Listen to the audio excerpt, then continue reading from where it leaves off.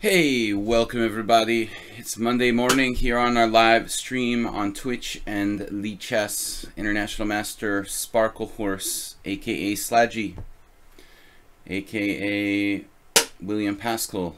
You guys can hear my plastic water bottle popping on the other side of the room. If you wondered what that strange noise was, I just smashed up a plastic water bottle to put it in the recycling bin, but forgot it was gonna like unsnap itself and make a lot of noise. So anyway, it's time to get started, guys. It's 5+3 through 7+3 rapid for today. We had the simul yesterday. I did pretty well for a 30-30 simul. I managed to only lose 2 games. I was exhausted yesterday after a strenuous 15-move draw in my tournament game, waiting for my teammates to win the Budapest Team Championship. We're the champions of that little corner of the chess world.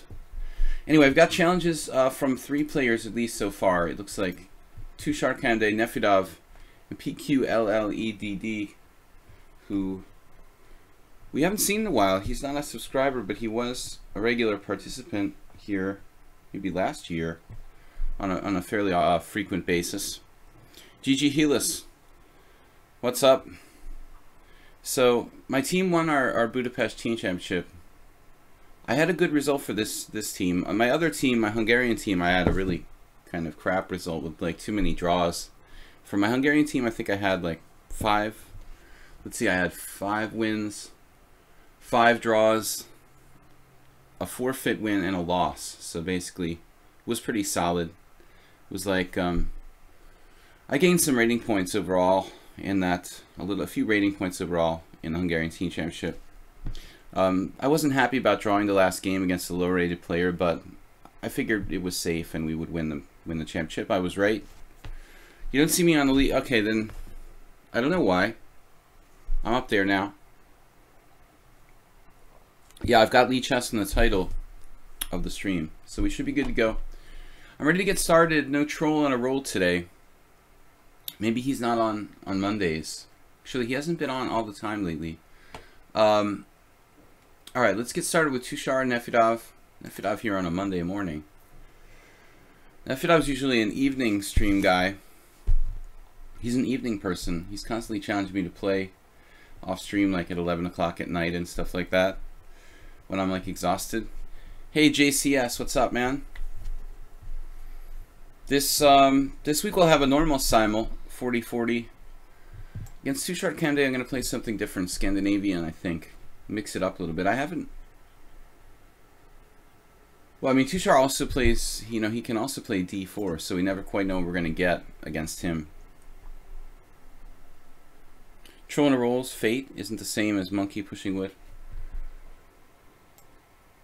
Bob Sakamano with a conspiracy. Bob pushing conspiracy theories.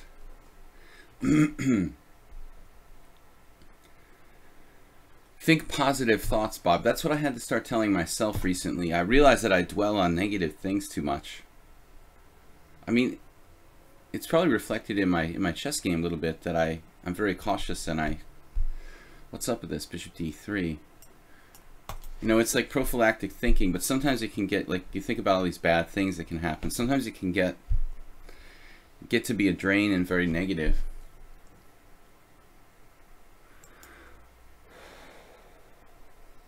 Okay, here we could play c5, takes queen a5 check, and then something like bishop d2, queen takes c5. It honestly feels like I'm pushing the monkey too far there. c5 takes queen a5 check, c3, queen takes c5. I'm thinking unnecessarily. Okay, it's a long time control compared to like bullet chess, but it's not a long time control like 5. Now he plays c3. This is like missing my opportunity there. Missed my opportunity.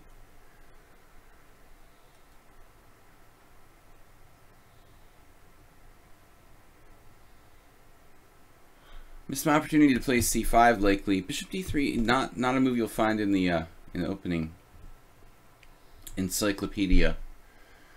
or database or whatever.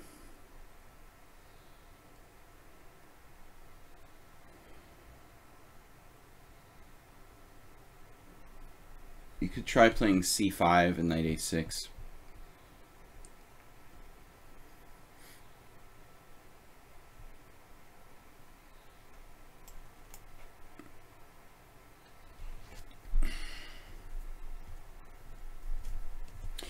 Well, I mean, it just happened yesterday, so I don't know that Derndatch got his account reinstated that quickly. I think it actually like happened while I was streaming last night that he got banned or whatever. So who knows?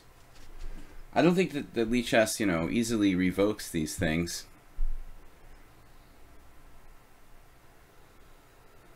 No, we're going to try to be positive. This is part of one of my problems, I think, in my life, that I have a tendency to be negative too much. And I was thinking about this last week. It's important, you know. We always say to ourselves, think positive, think positive. Okay, everybody can do that, you know, but I'm not trying to be like a motivational speaker. I just was sharing something that I experienced last week. But I realized that I have a tendency to kind of dwell on negative things, and I think this even seeps through to it seeps through to our chess game. You know, maybe that's why I have too many draws. For example, I'm constantly, you know, stressing that I might lose, so I take draws in equal positions against lower rated players sometimes. Yesterday I was worse. I evaluated the position perfectly. I knew that I was slightly worse, but it's normal to have to beat, you know, slightly lower rated players in slightly worse positions.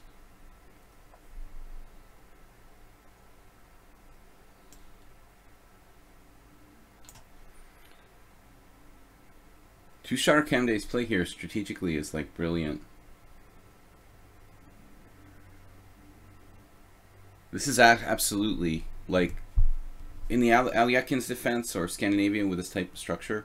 This is exactly what you want to do. You want to just have a strong pawn on d4 and put pressure against e7. I don't practice meditation. You know, this was recommended to me by... Whoa. Oh, this is messed up. All right.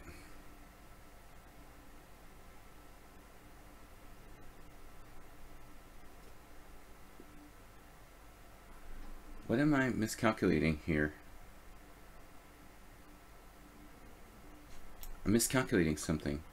Knight f6 takes.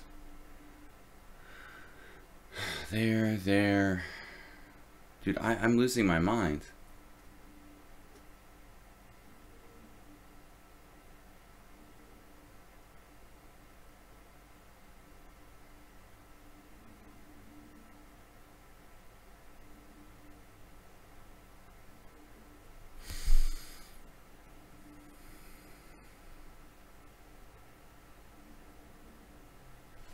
I thought I had knight f6 take with the pawn, and then on c4 I had f5, but it just drops a piece, and it's like a visual hallucination.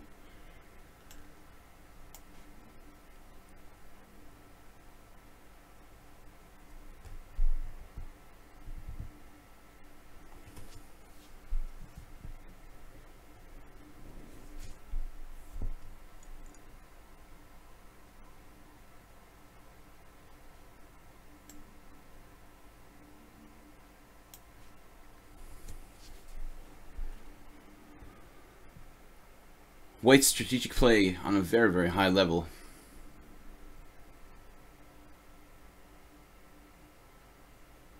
Basically perfect. Not what I'm expecting, like first thing in the morning. To get outplayed strategically, you know, tactically maybe. In fact, it's even likely. But strategically, not really what I'm anticipating. It's like perfect play by White.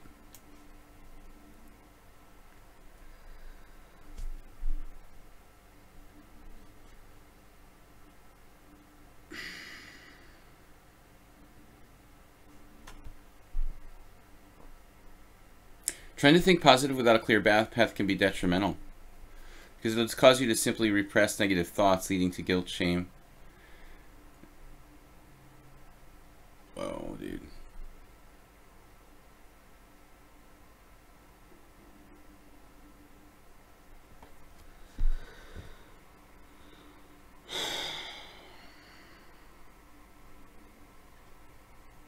Seems to have some kind of tactical answer to everything here.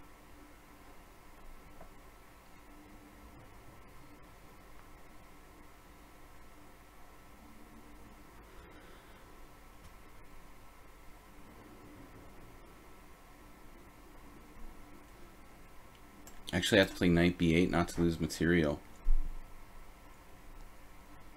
Oh, position would just fall apart instantly. Look at white's piece play. Perfect.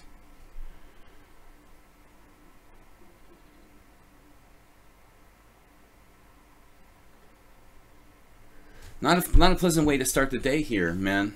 Facing the perfect opponent. All right. We'll just have to live with this awful position in no time. Soltigo, I have no time. As I was saying.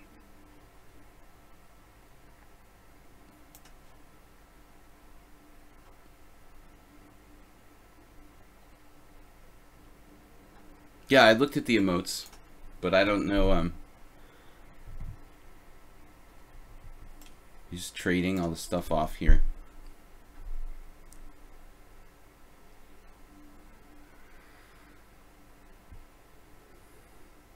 So Tushar's not commenting at all today. Usually he's chatting quite a lot in the stream.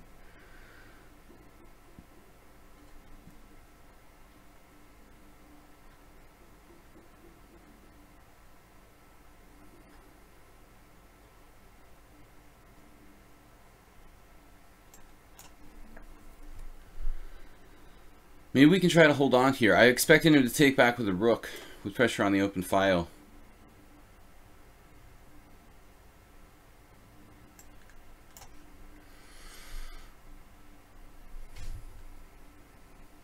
He's like playing super fast.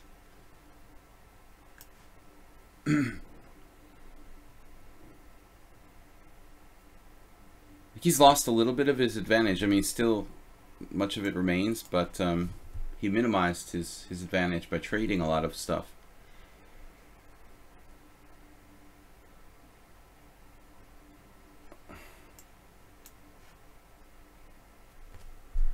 It's amazingly fast too. No comments today. Maybe he can't log into the Twitch stream.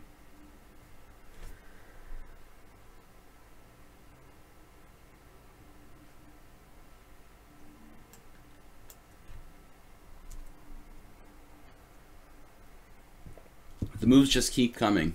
He doesn't seem to pause on like one move to think very much. It's like a constant flow.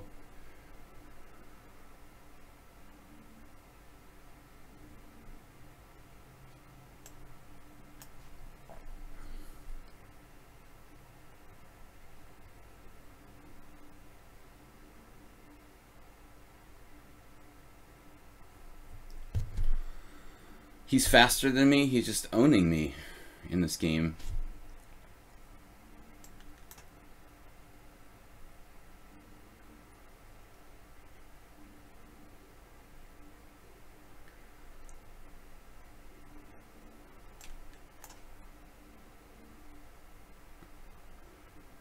Dude, the guy's account is banned. I mean, it's been labeled as a computer.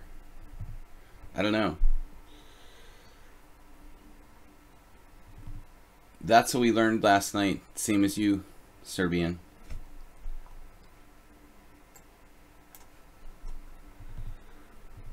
Don't know any more than that.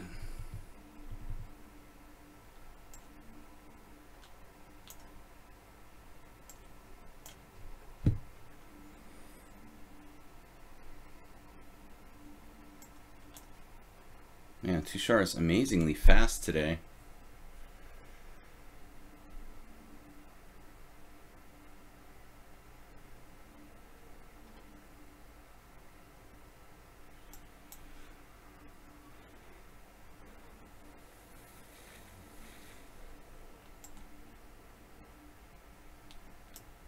Hold on a second here.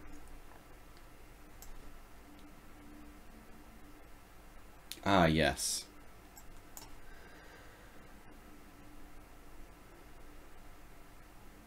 There's no move for me. I'm like in Zugzwang there.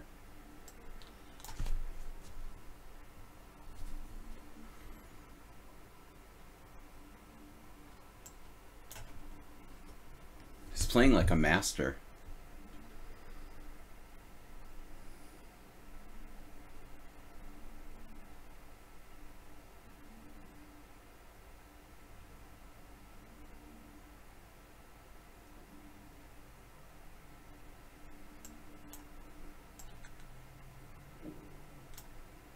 What's up with Tushar today? No commentary, and he plays like a master. All right.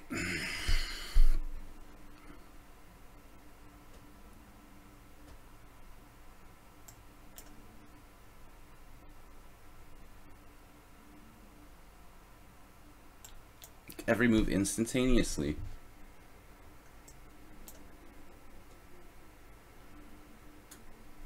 What is this, dude?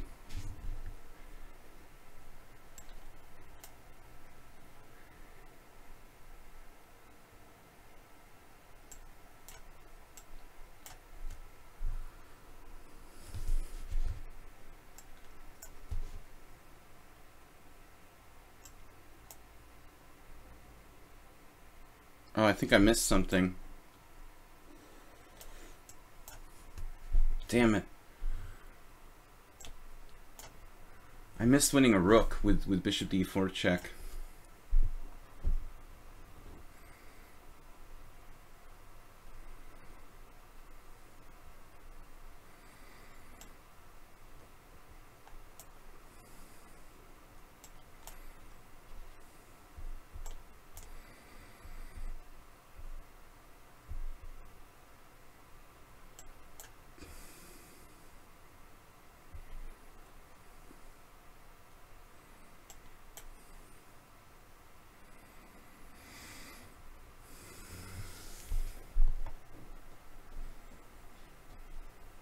Yeah. Okay, there's something with Tushar today. He doesn't talk. Probably played the strongest he ever played against me.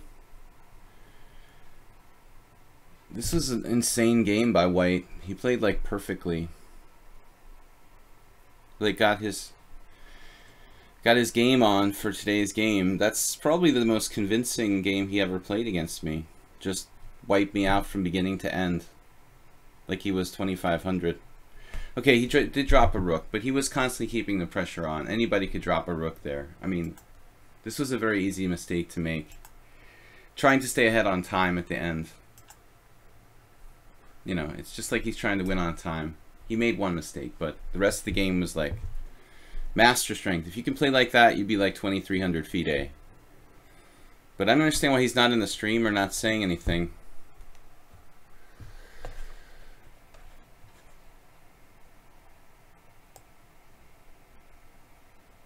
Usually he's in the stream. It's very strange that he's not commentating or talking. Maybe he's on a mobile or something like that. Or maybe he can't access Twitch. He's in the car playing on his mobile phone or something. That was an impressive game though. This is only like high Senapon lost because he blundered at the end. It was a good game. Good game by White anyway, except for dropping a rook at the end. But he played like a master. Alright, PQLLED. I'm going to wait till I play the subscribers. So, I'm not just taking random. Why do I have so many challenges, by the way? Like, I never have this many challenges on Mondays. Only stupid names left. Dear Santa Claus. Let's take the challengers who are subscribers. I couldn't play for almost half a year. Couldn't play because of like other obligations. Wow. Alright, only stupid names left. That was weird. Usually like Tushar is chatting a lot in the stream, so maybe someone hacked his account. Like a 2400 IM hacked his account or something. Just trolling me. Alright. No, Tushar's capable of playing well. That was very possibly one of his best games. But I was surprised because, you know, I never played the Scandinavian against him, and I thought he wouldn't handle that well, you know. This bishop on d3 was a very strange thing. I had a chance to play c5, I didn't do it. Then he like read my mind and didn't let me play c5 anymore. I mean c5, I didn't do it. Then what is this troll doing? All right, queen c2.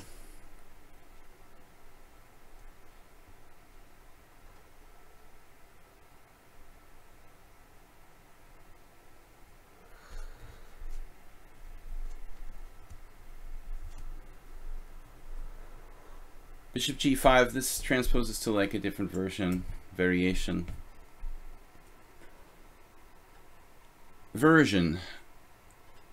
A different version. Okay, he can play e4 here actually. But then I do h6, that should be fine for black. Good job, Soltigo.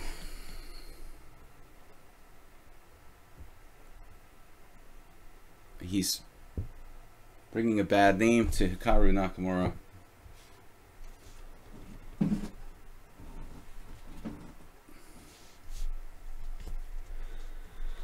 Alright, white played e4 anyway. Well, I mean, you're not giving me much choice here. I have to go for the dark square bishop. Whoa.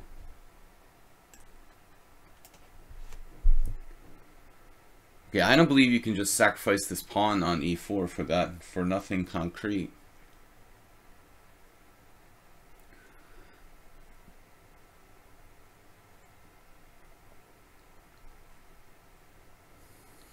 Which way should I take it though? If I do knight takes e4, he has bishop e5.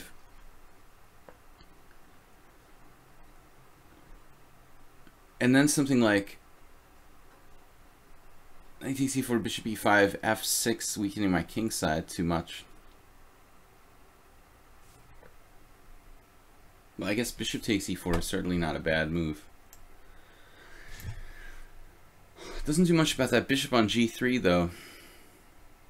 Knight takes e4, bishop g5. Wonder if I should play... What should I play? Like rook f8 or something?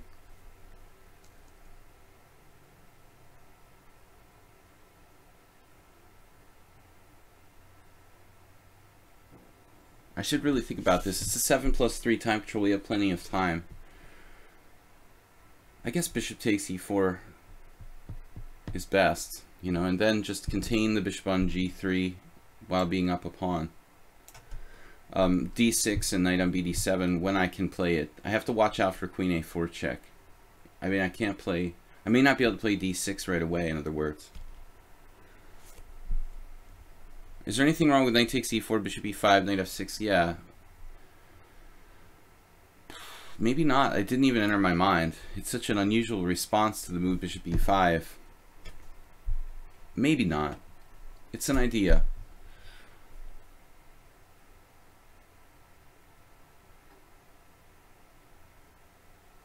I mean, here even like bishop d6 looks like a sensible move. Well, I mean, then he'll take my bishop. I don't know. Knight c6, d5. I just take that too. I guess if knight c6, white's going to castle queenside.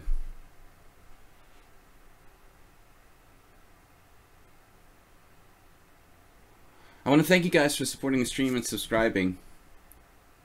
Lost our first game today. Tushar being very mysterious. I think a master hacker got into his account.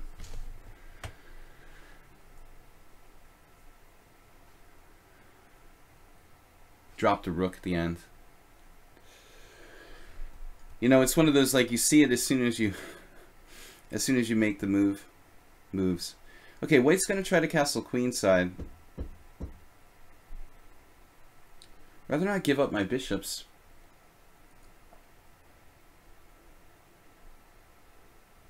Really not that many options here.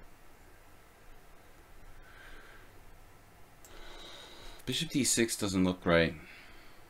He might even have like take knight b5 with good play.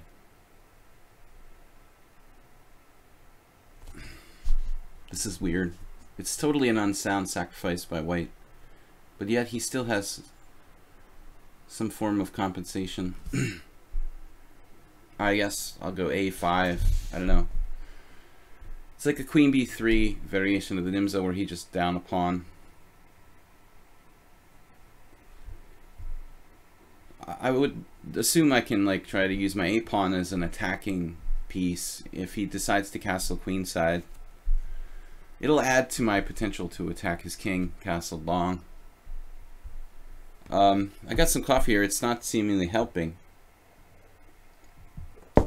My first game was bad. I wasn't prepared to get completely outplayed though.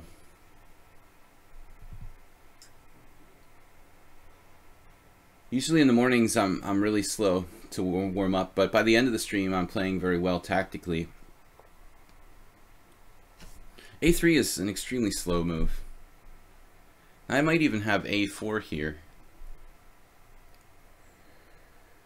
a4, queen takes b4, knight c6, queen b5, rook a5, winning the queen.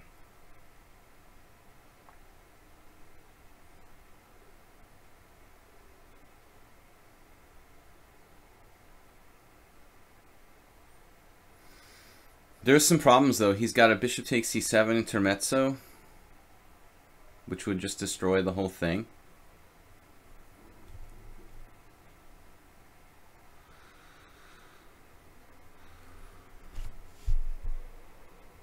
Though maybe that wouldn't matter if his queen was hanging. It still might matter. So a4, queen takes b4, knight c6, bishop takes c7, queen takes c7, knight b5, escaping.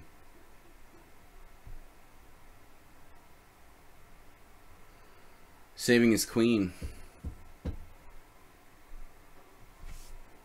That's not good.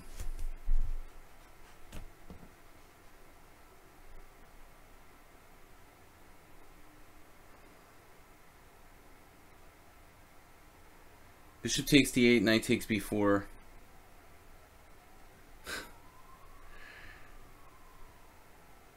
Ambulance.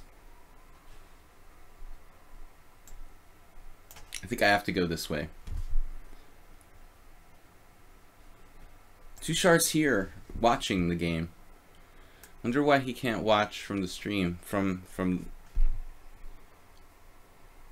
you think in 100 years we'll be in Mars? After d5, knight takes d5. If queen takes b4, you have knight c2, winning queen. But in the end of this line, like d5, what are you guys talking about?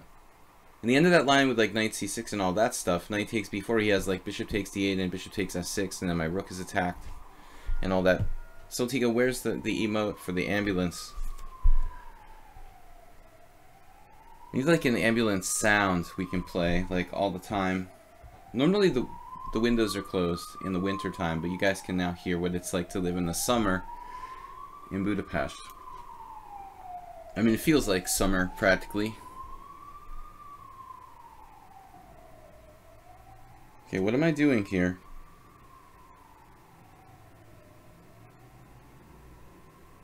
Where does my bishop belong? The traditional square?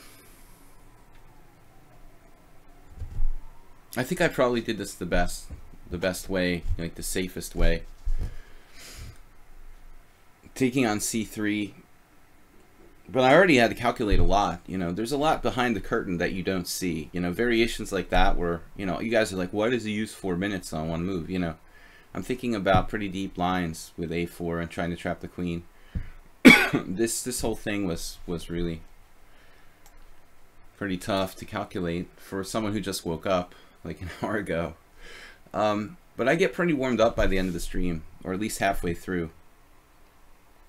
I'm not sure if I should take the bishop on g3. We can practically trap his bishop, his knight, bishop, whatever. We can try to trap his bishop. This is kind of fantasy, idea, playing like f5, f4.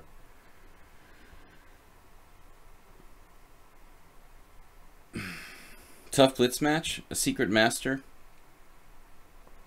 Yeah, I'm telling you, Serbian Santa Claus, it's enough to instill paranoia. Nefedov's rating of like 1500 in blitz or whatever. He's up next.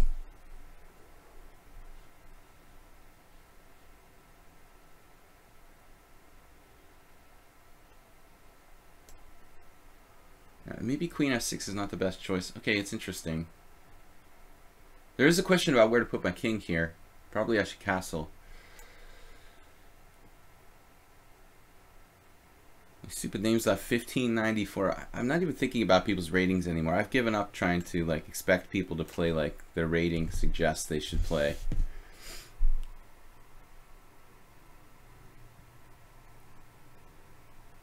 Speed wise, forget about it.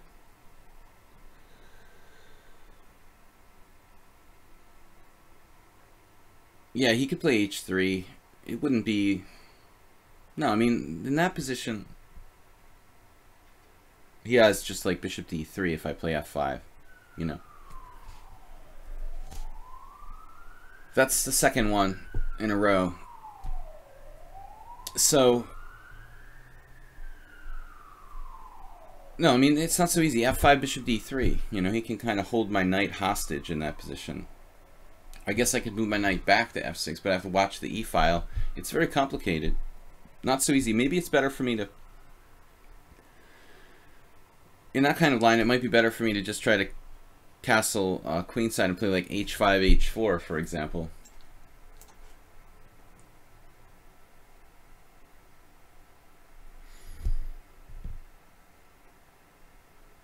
This time pressure is getting kind of irritating.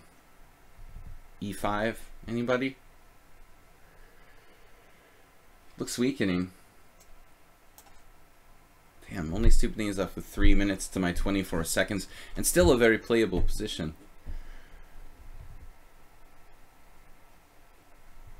The solution is obvious. This is what it takes to beat a 1500 player. Okay, I'm in ridiculous time pressure, I know, but I have 3-second increments. And stupid names left. He's inconsistent, but he can play much better than his rating. Even this game, I mean, okay, he gave a pawn up, but it's unclear if you call it a sacrifice or if it was a blunder. You know, it was like an intentional pawn sacrifice. Kind of an aggressive play.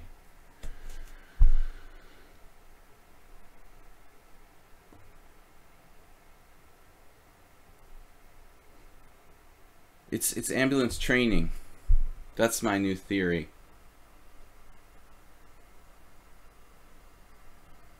I mean, they have to have like training runs for new ambulance drivers. Extremely dangerous job here. I don't know how the drivers are in Serbia, Serbian Santa Claus, but driving in Budapest is like taking your life in your hands. I mean, I drove in Boston, but it seems like it's much more civilized. Drivers here would like run over their grandmom in the crosswalk without even blinking an eye, you know.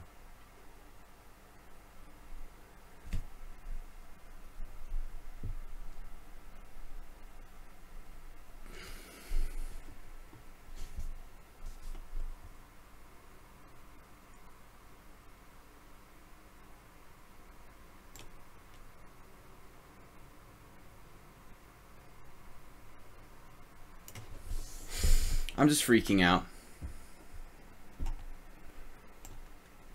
He's gonna like flag me.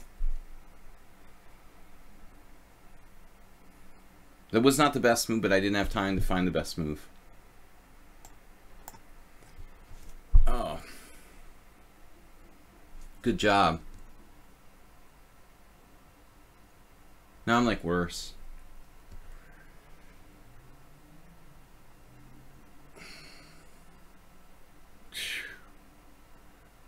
I'm just worse now.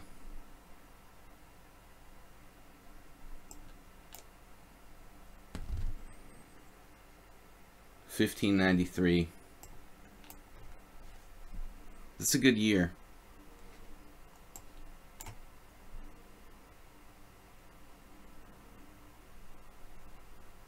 Played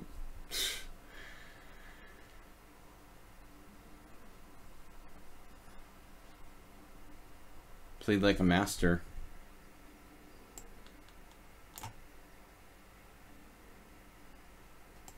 Finally. He's fast, huh? Playing for the clock there, 1400.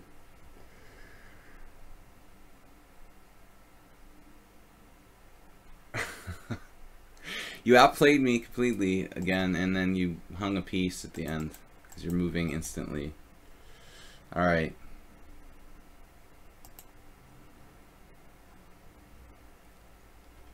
I'm surprised White's advantage is in more than like +3 here. This is what it says, +3. I thought it's more like half a pawn because his bishop pair is so strong.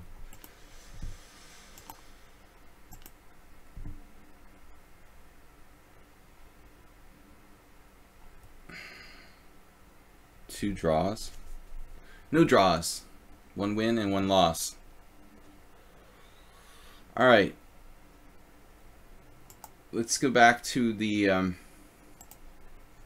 subscriber challenges. There's a cheat trick with ambulance card. They use siren and rotation just to avoid heavy traffic. Then they can cross in red lights and stuff. Yeah.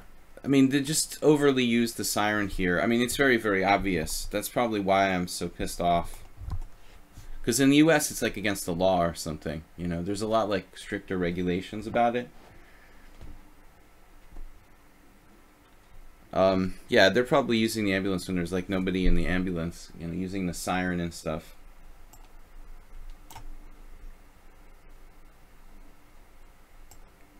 All right, let's try some kind of Catalan.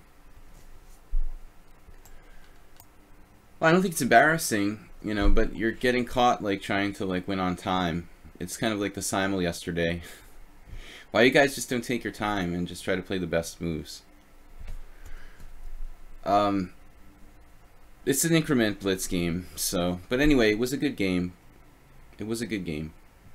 Pretty good, you know, for the time control. I think both sides played reasonably. I'd like to go over the game if we had more time. But he did play great, I think, objectively. Created problems for me to have to solve. I used all my time, you know. I mean, if it was like a rated game, I probably would have played more practically, but I wanted to describe what's going on to you guys.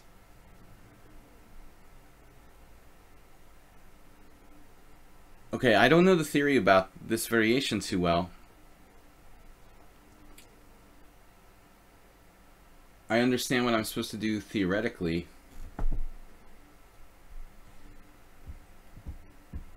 I should really be attacking on the queen side with a4 or b3. I just don't know the timing of how this is supposed to go. We had a game that was like 95, 97, knight takes c6, queen b6 or something like that once.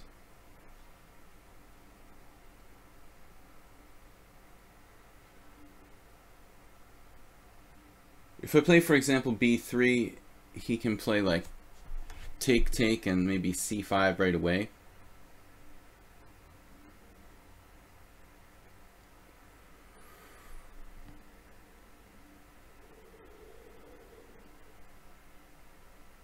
If I was to play a4,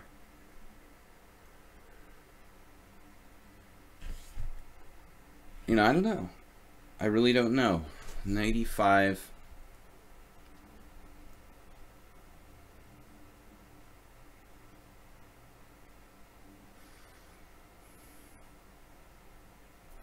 No, as I'm saying, like 95, 97. Knight takes c6, queen b6, something like that. You know, I got caught in that sort of thing earlier, so. Okay, we just got to play a little bit faster. I'm not really sure. I'm just going to go with my instinct. This is a Catalan, some sort of Catalan semi-Slav hybrid. Basically a gambit.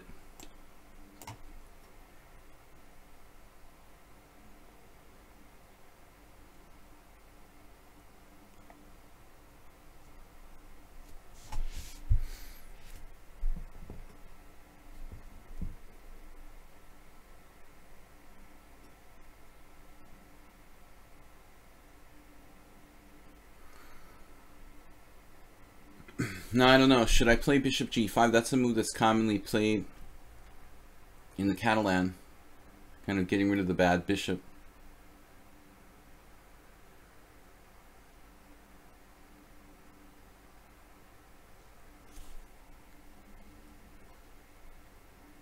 Just play a simple developing move, maybe.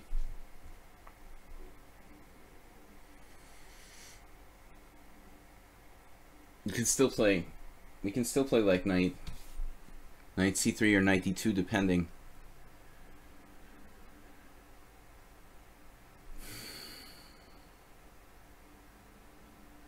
This move may be a little bit too slow. Okay, it's a useful move, queen c2, I guess.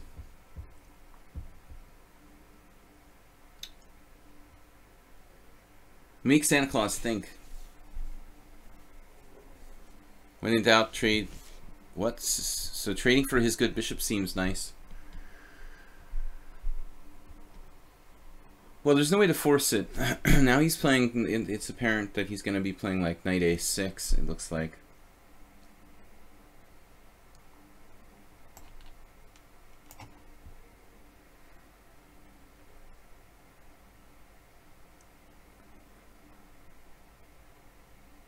I was thinking about bishop d2, but he just goes like bishop b4 there, so I changed my mind. I don't like queen c2. Probably I hesitated too much with that move. Maybe I should have just done like bishop g5 right away, or possibly bishop b2. I'm just not familiar enough with these kind of lines.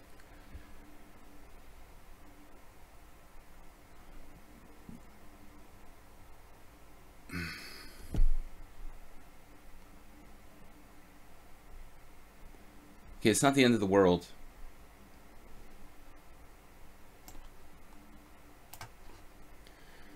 He has a nice knight coming to b4, but that doesn't solve all of his problems. It's only like one aspect to the position. Took with the pawn. Wow. All right.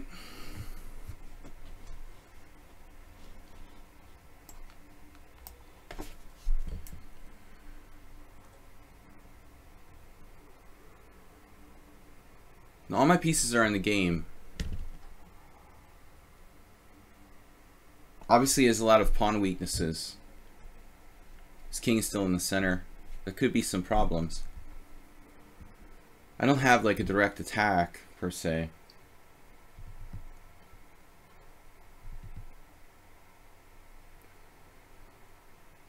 If he sticks the knight on b4, it's nice, but it doesn't really connect with his other pieces in any way. It's not like connected to a deeper plan or something. That's one of the problems of this position. It's kind of hard to coordinate everything together. Ganging up on the c file is, yes, this is my best plan. My strongest positional idea.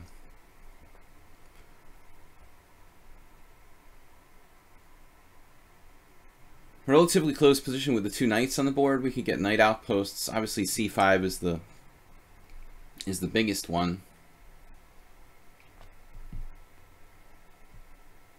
Okay, the position's easier for white to play.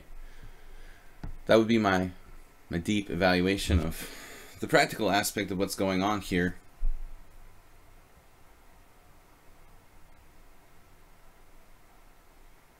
Two very tough games so far. This is the third one. Very tense. Exactly what Derndash would have said. What I said? About a practical approach? Or are you talking about something else? Now, where do I go? C1 or D2? C1 or D2? C1 or D2? No idea. Okay, rook g8. What's he want with rook g8?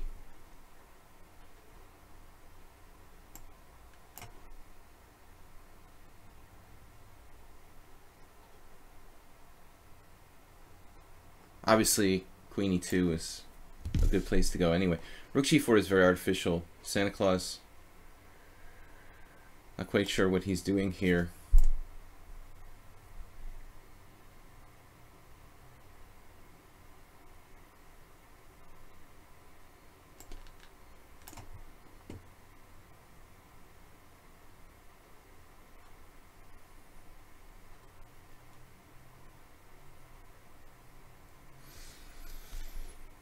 At the very least, I can play knight h2 and try to lift his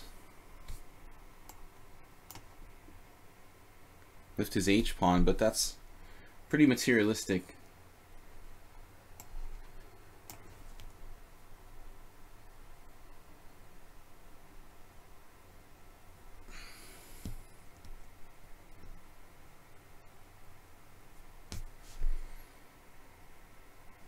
But anyway, my queen's active.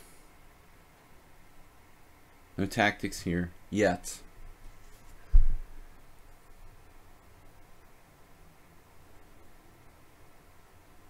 That I didn't expect. All right.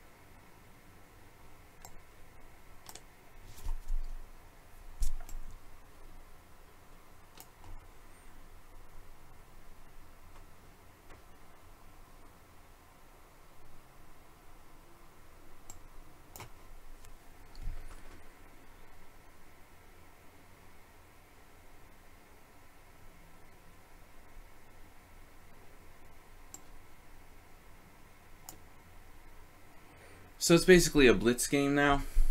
This was a bad move by me.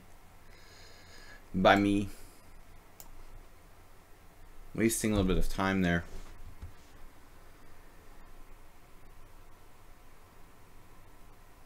I think I chased this bishop back to a good square on d6 essentially.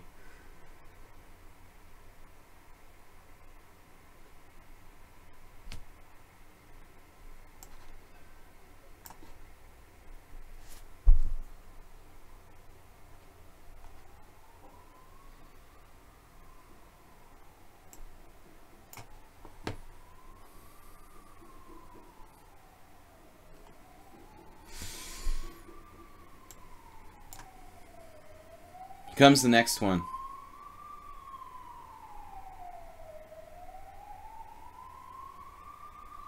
Now he's kind of coordinated himself.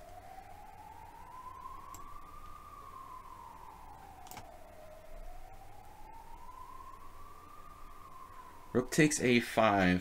Takes check. Can sack the queen.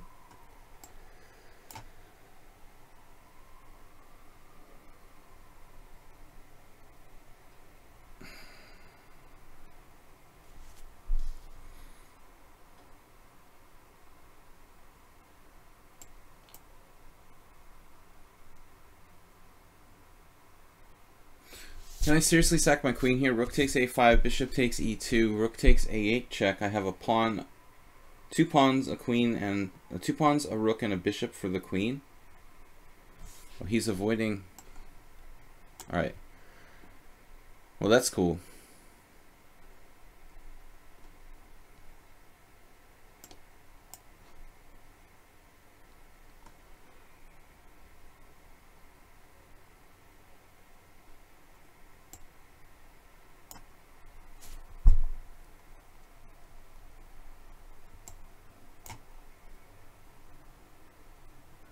Self-pin.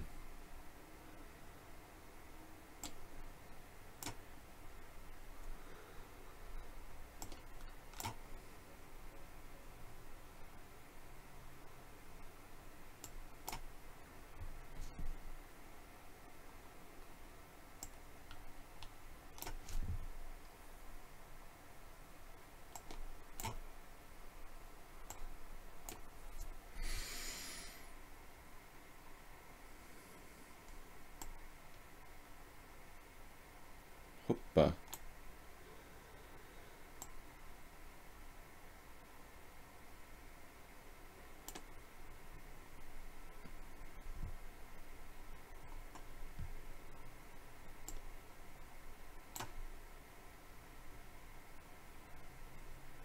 All right.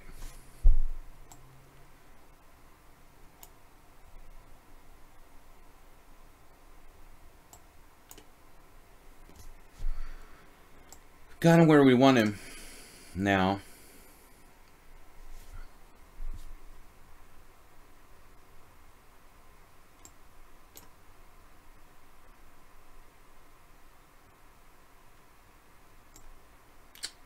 So I thought.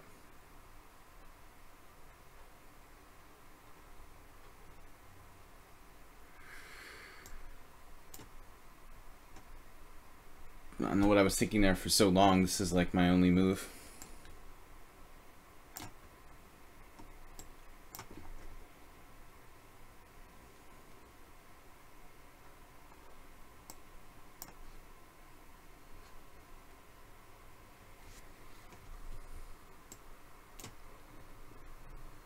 I think we just queen here.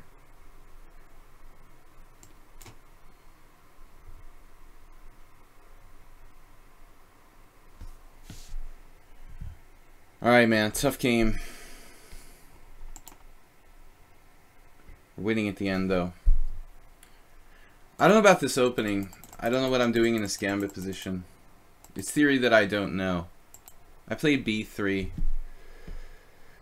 Looks like Salah was the only one to play this. But why not? I mean, Tushar says my Twitch is not working. I noticed. You played like God today, Tushar. Maybe you play better when you're not typing in comments on the Twitch stream. So this is a novelty practically. I'm like 8 games played with b3. It seemed very logical to me though, coming from this position, from total like no back knowledge of this variation at all. The engine thinks way slightly better. Almost everyone plays a4, knight e5 I know about, right? This is knight d7. This looks good for black.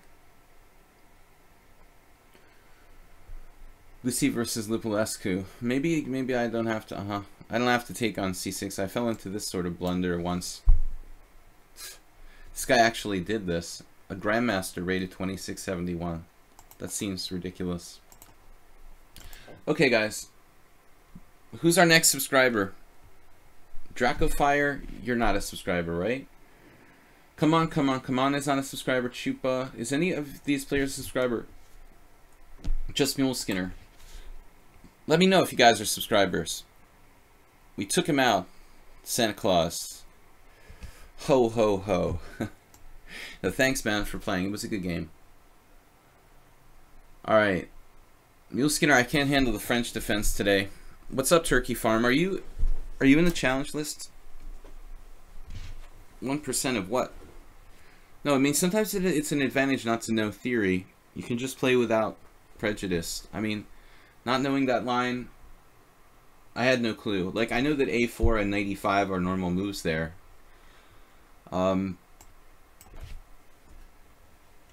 It's starting to rain. Uh-oh. I might have to suffocate myself here. Close the window. Alright. Spring Festival starting this Wednesday, guys. The stream is going to be down from the 18th to the 26th for 9 days. I reserve the right to play surprise streams, though. Alright.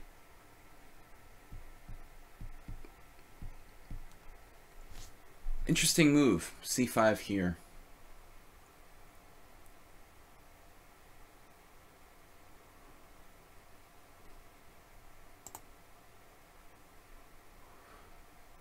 I don't know why I played d4 in this position. I mean, it's not necessary. I played that a little too early. Normally I just play bishop g2. I don't know. I was just playing a move for the fun of it. Now I'm basically stuck. Maybe I should play c4. Symmetrical.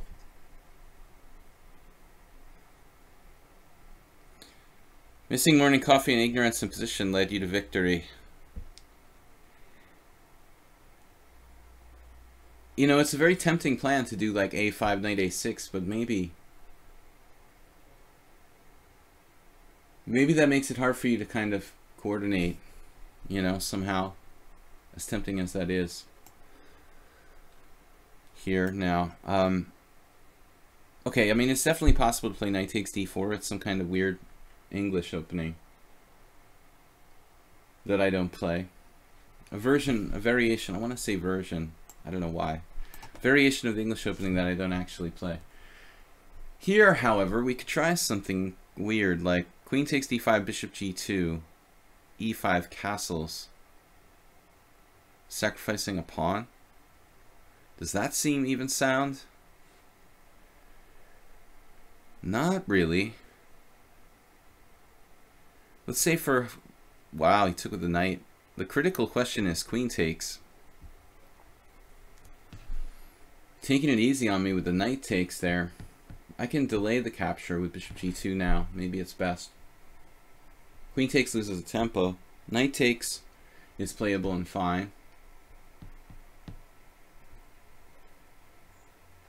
There could be like weird lines. For example, knight takes d4, knight b4. I'd rather not go there. Now I can challenge Alexander Zubov. Just be careful in the endgame, okay, Serbian Santa Claus? I strongly recommend don't play any endgames against Zubov. Try to take him out tactically, dude, okay? I would say, you know, bring your best tactics and keep it complicated, because the guy is, like, technically monstrous. He won Zalakavic last year by playing endgames. Like, I never saw anyone win a strong open like that before.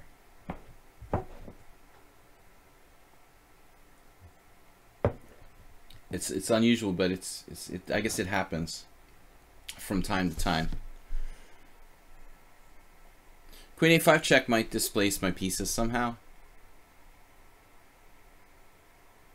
e6 looks kind of hesitant and slow, though it may not be that bad. It's a kind of semi-Slav now, semi-Tarash. I'm just waking up myself. My first game I got crushed by Tushar. Almost survived, but lost. Each game's gotten progressively a little bit better.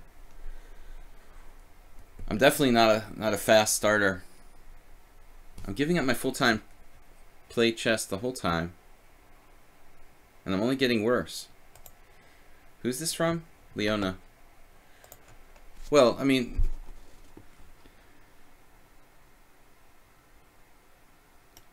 I honestly think that personally, like, my tournament results haven't been good because I've been playing chess too much. You know, it's possible to do, you know, the classic saying of too much of a good thing.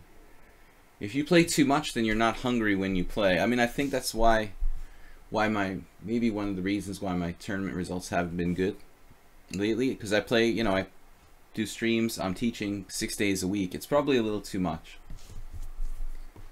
So make sure that when you go to play chess, you know, you're there and you want to do it, and you really want to do it, because if not, you know, maybe you're just not, your heart isn't in it that much. You have to love to play chess. Okay, I think this is like a standard Romanician, semi-Tarash type of position here. Romanician, the master of the fianchettoed bishop. I don't know how many people the Romanician in his 50-year career took out with his bishop on g2 in the Catalan English type of positions like this. It's an extremely strong piece. What sexual abstinence make you more alert of the board? Bob, this is a question that I've been wondering about all my life. I have no answers for you, man. You know more than I do.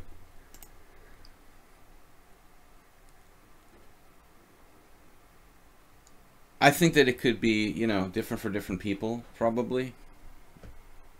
I've actually wondered the same thing, but then the opposite could be true as well. That's what you showed the ambulance emote? The ambulance emote. Since I started opening the window here, we have ambulance sounds constantly, and it's kind of a standing joke in the stream. So we're going to have an ambulance emote, maybe pick up some other emotes. Pony emotes. A6 looks really slow.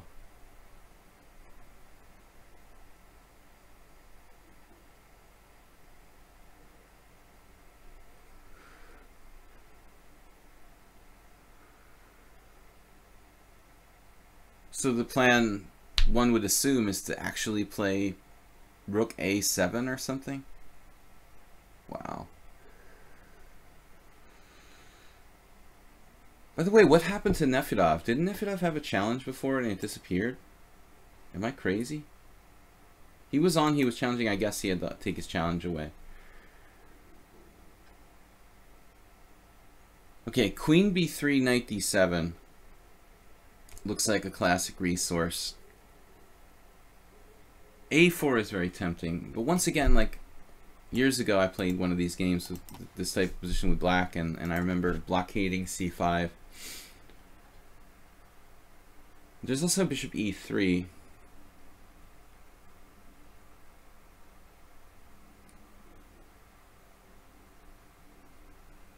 What would Oleg do? Oleg.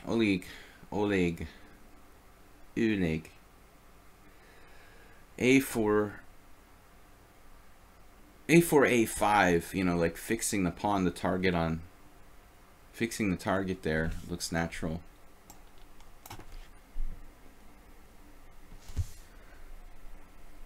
Nefedov said, "You're not crazy. I think your challenge disappeared."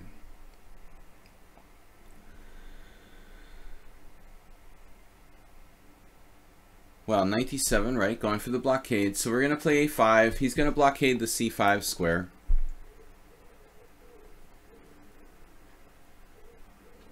And I was thinking strategically, maybe I could play bishop a3, trading my dark square bishop off, but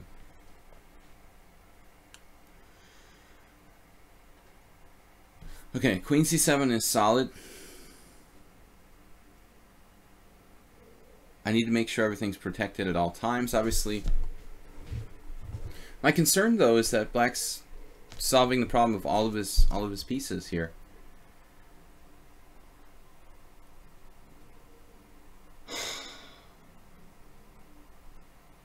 I may have gone down the wrong path with this whole thing. Pigeons on the roof.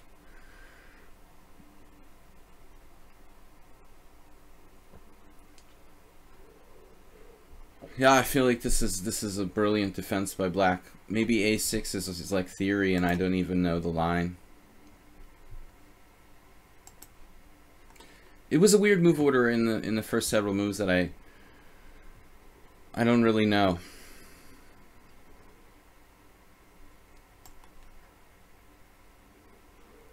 Alright, let's just defend what's attacked and then go from there. But I don't believe that this looks very promising for me. I don't see how to make progress.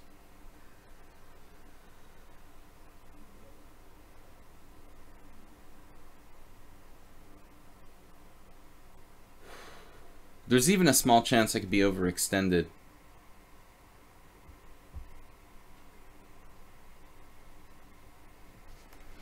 No tactics. Mule Skinner likes it with no tactics. He loves closed positions. Actually, he beat me last game.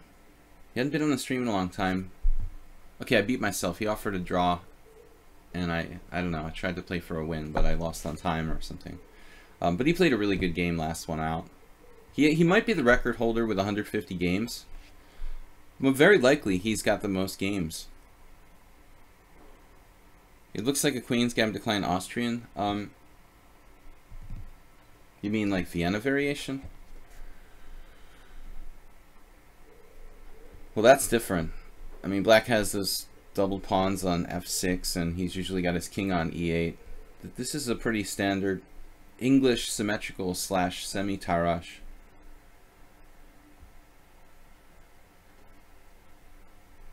You know, I have this book I recommend, Shuba's Dynamic Chess Strategy. He's a very thoughtful kind of player, but Shuba mentions how the semi-Tarosh is a really problematic opening. You know, it's extremely solid, very difficult to deal with. You could see even in actually Grinky now. Wasn't Kramnik playing the semi-Tarosh? Bishop f4.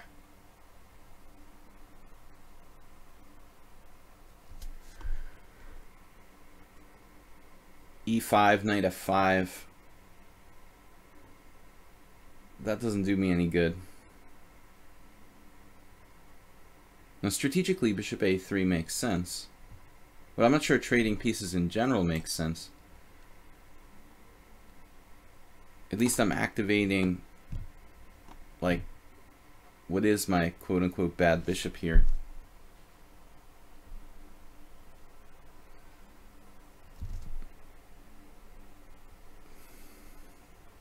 Generally, I shouldn't trade pieces if I have more space.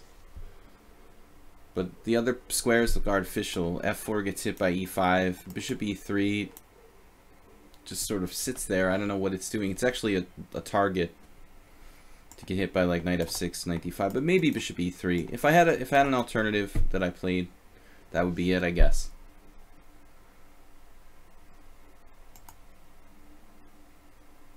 Maybe we can beat him on time. But I don't think I have a real advantage here.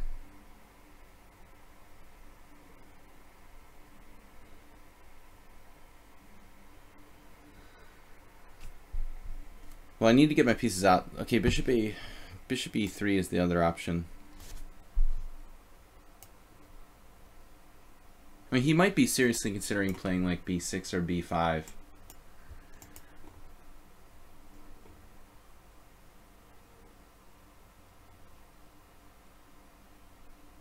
I mean, I played this type of position against my friend David, like, literally 25 years ago with black, I remember. Pretty much the same type of position. It's coming back to me now. It's so familiar. I think I probably did a similar thing as Muleskinner here. Trying to blockade the c4 square, ultimately.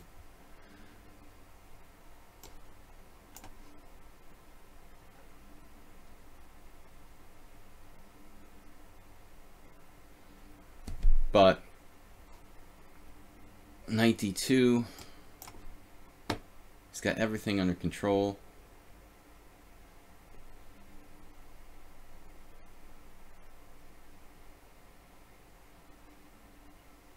Now I play knight c6. We trade down to this ending where I've got that pawn fixed. Well, it's not a trade down. This actually wins material. Oh. That's brutal. So I take the exchange.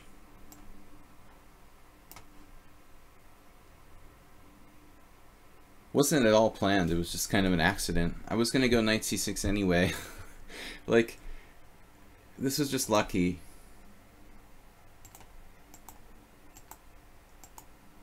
No, if he plays the normal move, you see, I was still going to play knight c6. And this is like microscopically better for white or equal. It's my best move anyway, so Muleskinner just gave me the game. I don't know about the opening though. It doesn't look like I have anything here. I normally don't play d4 in this position. But this is a problem, you know, for the move order may not be accurate for white. I mean, if my best move is like d takes c5, just no advantage to white. Apparently here he's supposed to take on c4. Why not? I assume that would transpose to a Catalan.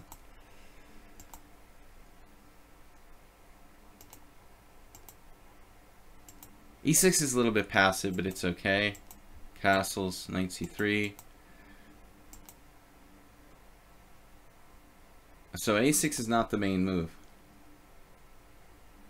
You're supposed to play e5, but that has a bad score. a6 has a better score. Now rook b1, however. Queen c7. Very old game between Marco Tratar and Csaba the Horvath. Chaba the Hutt. Chaba's a Facebook friend. No, I don't know. This is like a typical position. Funny that there's not more games here. Okay, I played A4. There's only one game where this has ever been played. Just tiny bit better for white. So apparently I have bishop F4 now. Oh my god, I have a combination.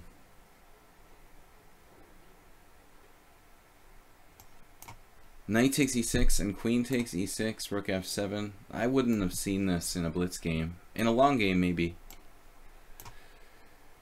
I mean, maybe if I'm really warmed up. I'm not looking for tactics here on the white side of this position, really. Alright.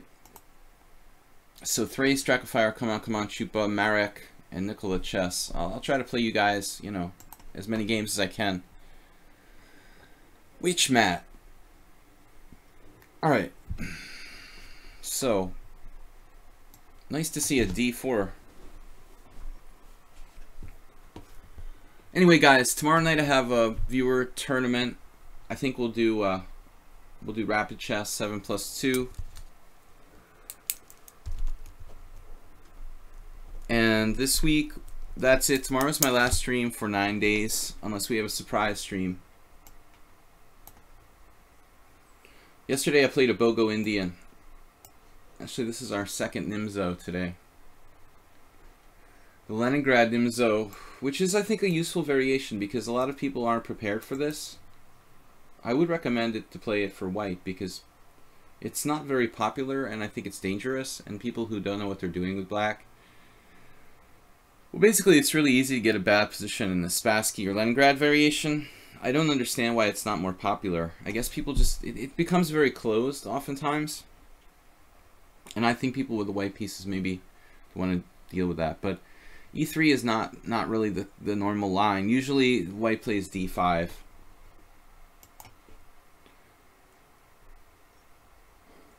I could transpose to a Panov, Caro-Kann, and we could try for more. What's behind door number 2?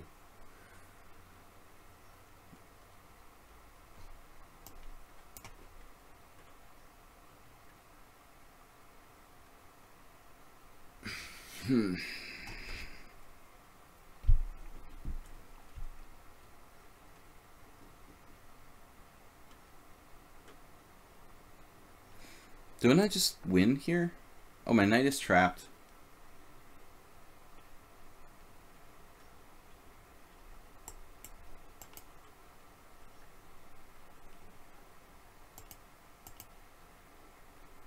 So if I take here, he has bishop takes f6. But maybe white can play with this in mind, that the knight is trapped by h4. So you can defend in a different way here. But what other way?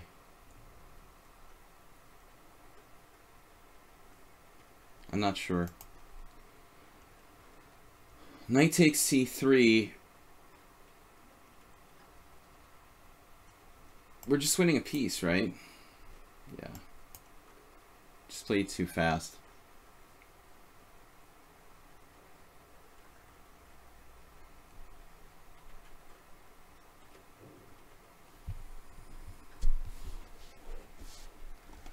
No, but I mean d5 is really dangerous for black in the Leningrad. I mean, I think that variation deserves to be played by a lot more people.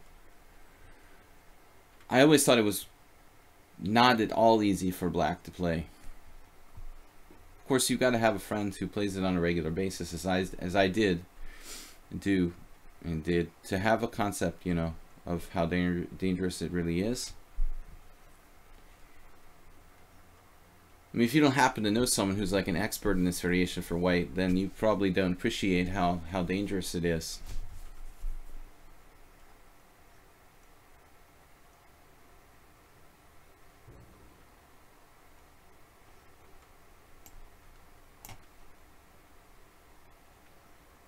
I really want to trade queens,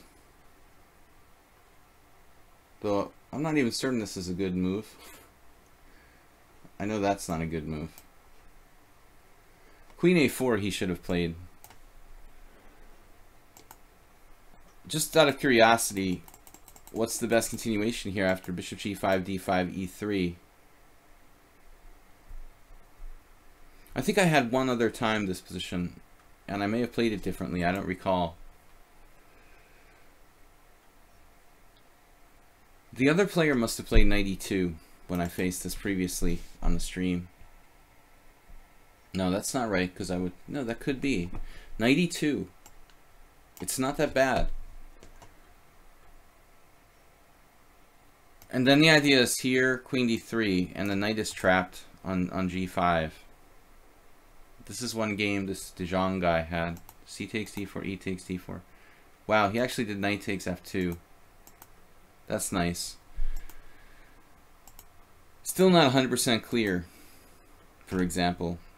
But anyway, white should play for d5. Alright, Dracofire, who's playing a lot of b4 and other stuff.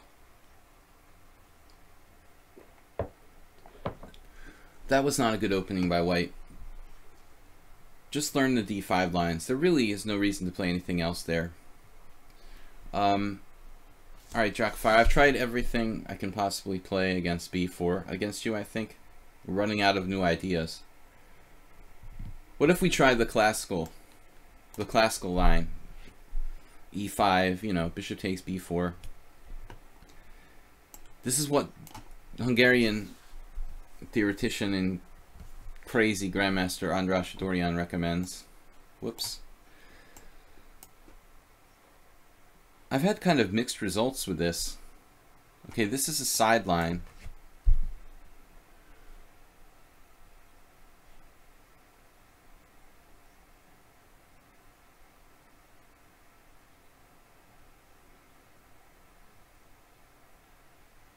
I don't remember, like maybe once before I had this.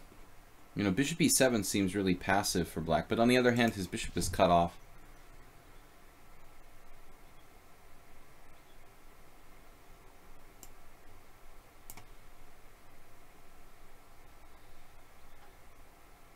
Dracofire is especially prepared for this variation, I guess.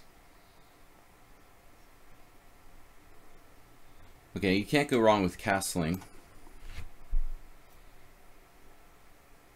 White has a strong center, you know, I mean, that's kind of the idea. He has this preponderance of pawns, massive pawns in the center, that he hopes that long term that will be advantageous. I got sideline. I think someone else played c3. I don't know, I don't really play this line. You see, that's the thing. This wouldn't be my choice in a tournament game. But I've already used up all my playable variations, so we're trying something different.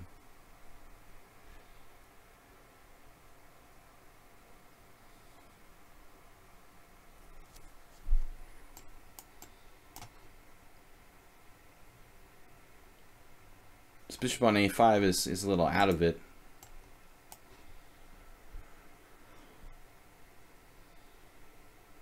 Well, anyway, whatever. I mean, this is just a position. It's like probably equal, objectively, about equal. Nobody refuted the Polish opening. Derndatch. This is Dracofire. They're different people. Derndatch is fired. He's been suspected of something. But maybe now, like c6, d5, bring the bishop back to c7. No, I don't know. I don't want to like abandon Derndatch. He was very faithful to the stream. But he's got some allegations against him, I guess, by the site. I don't know what to say. I didn't think he was using a computer against me. It happened once before, something funny with Derndatch, where he got accused of being a computer because he clicked on analysis engine when he was playing a correspondence game or something, some kind of misunderstanding like that. It could be related. I don't know what it's about now. He'll come back as a new user, yeah. Well, at the very minimum. But I mean, you know, I don't know how it works with your ISP. I guess you can come up with unlimited new accounts. That seems sort of weird.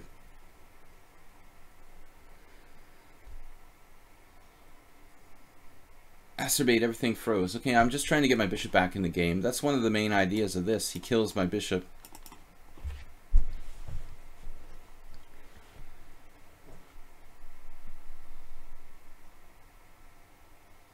Fast game, 5+3. You guys are welcome to challenge me anything up to 5-3 through 7-3.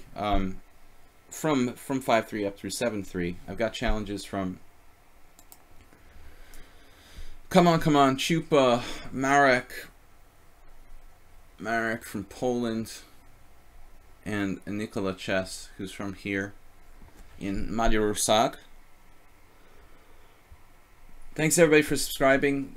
Tomorrow night will be our viewer tournament. Tuesday night, 7+2 casual tournament here on lichess and Twitch. It'll be my last stream for like 9 days, most likely. I'm playing in a tournament here, the Budapest Spring Festival. Yeah, now we have to be careful because of this b7 pawn. Well, anyway, this bishop is headed for greener pastures. I'll just play like 97 rook b8. And everything's focused. It's like a collie system.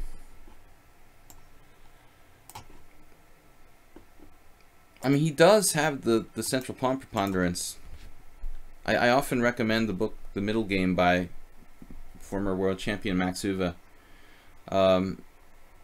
You know, he talks about pawn preponderance in the center. It's a very important concept.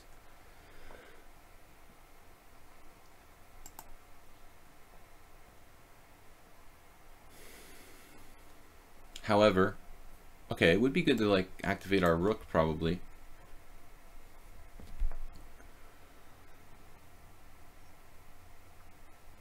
I was also thinking queen h6 might come in handy at some point.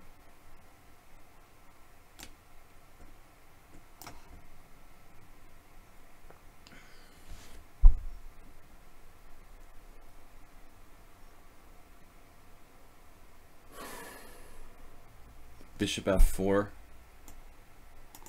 If he tries anything. He could have gone for e4, as crazy as it looks. I thought that was worth investigation. Worthy of investigation.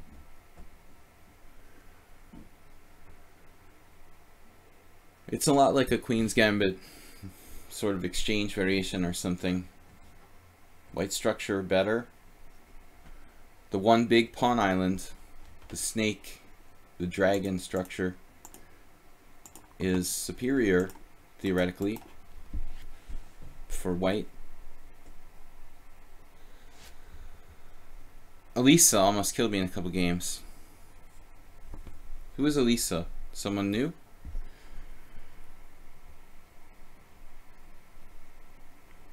Elisa Galiamova.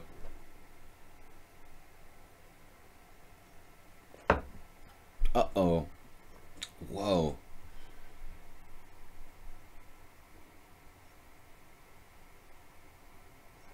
Yeah, I mean, looks like he's asking for it there, but what can I really do? Knight g4, h3.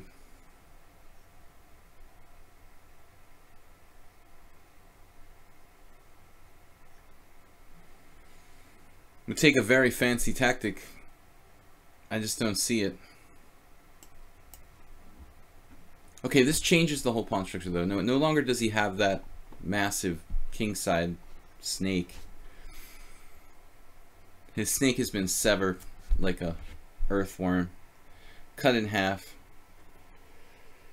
No more Mr. Pawn structure. We have two bishops in an open position. I mean, it should give us... We have the better pawn structure now. 2 pawn islands against 3.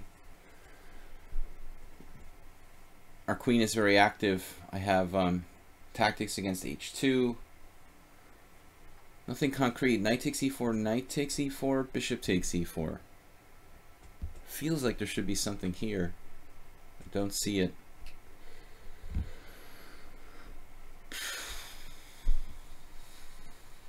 King h8.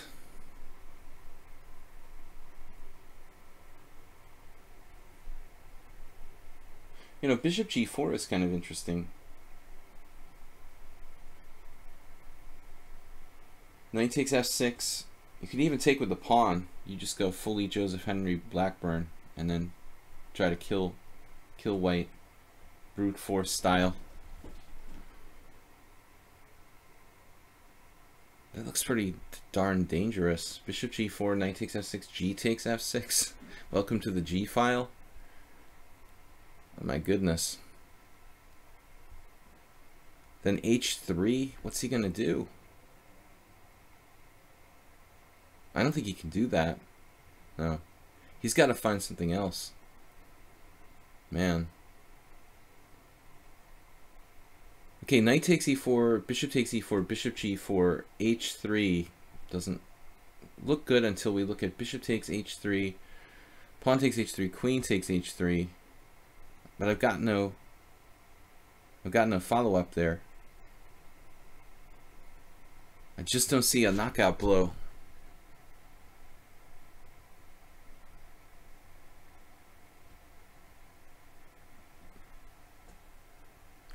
All right, let's try this. It's interesting.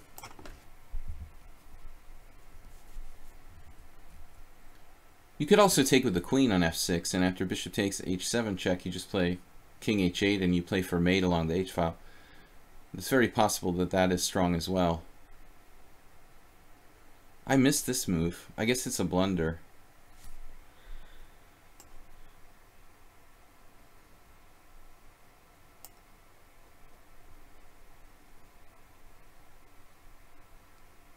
He has like f4 or something. Doesn't look right. We basically just want a pawn. Okay, there's like b7. I've got to be careful about it. It's a pawn. It's not like I have a raging attack here. We have to consolidate. I wonder if I should have just brought my queen back and not play b6. But that's a lot of liability, you know, to babysit this pawn with my queen. I mean, it's better to play b6. And now for our next trick. Okay, he wants to play a5. Whatever.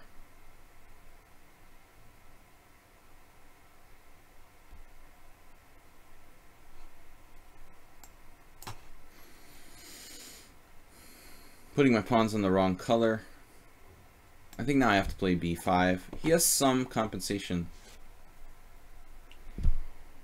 At the same time, he's really just down a pawn.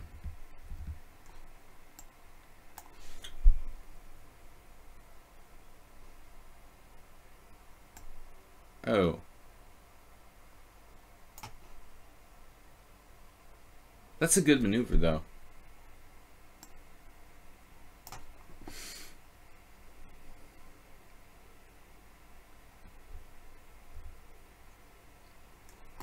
Yeah, not so easy.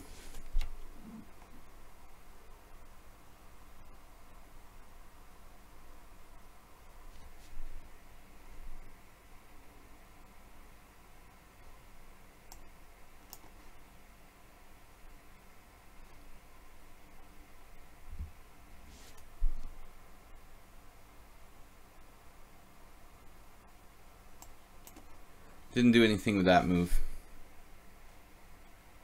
This looks like just a crazy blunder.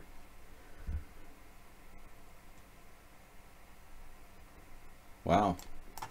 Alright, maybe not. It was like a genius pawn sacrifice. So much for crazy blunders.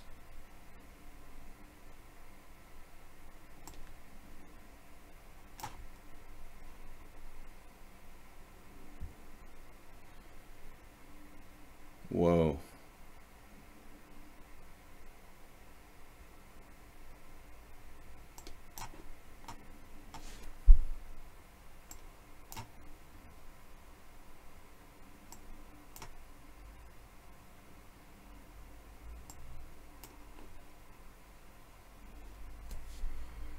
His defense in this game is relentless.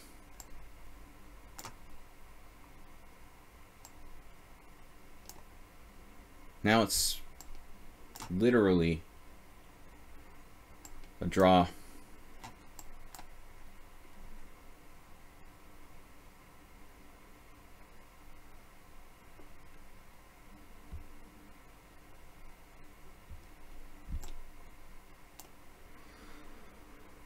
Okay, we have to try to win this rook ending. But it looks like a dead draw. Okay, it's not a dead draw. You have to try. You got an increment here. I'm not going to just offer a draw.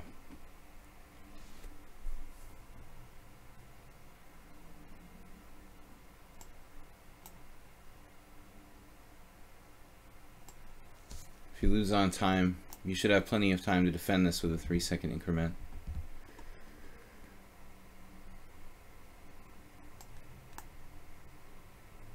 F4 may have been a serious mistake. Now he gets mated in too. And F4 is a bad move. It's very risky. You don't really want to weaken your pawns with that move. Really good game, Dracfire. Obviously not the end, but good fight coming back to reach a drawn position. Instead of 95, you like queen d6 better. Yeah, I was in panic mode. I couldn't see a good move. So just like, I wasted tempi left and right. Come on, come on. I mean, I'm not afraid to move back and forth, you know. That's a normal strategy in the endgame, actually. You have to be willing to basically move back and forth sometimes if you can't find the right plan. I mean, Shereshevsky talks about this in his legendary book, you know, Endgame Strategy. Do not rush in the endgame and be willing to just keep repeating the position or something until you can. Okay, I'm gonna ask for a take back here. This was a mouse slip. Thank you. If it was a rated game, I would never ask for a take back, but since we're trying to, you know, basically learn something here, I do appreciate if you guys give and receive takebacks for obvious mouse slips only. You saw the replay and you thought I played like 2500. I think I said 2400. Let's not exaggerate too sharp. I said 2400. Oh no, 95. This variation is the main line of the exchange variation. Come on, come on. There was somebody asking me.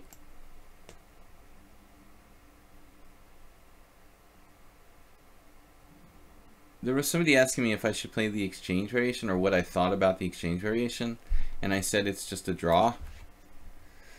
I said 2500 at first, then I said 2300 after that. I just keep walking back on what I said.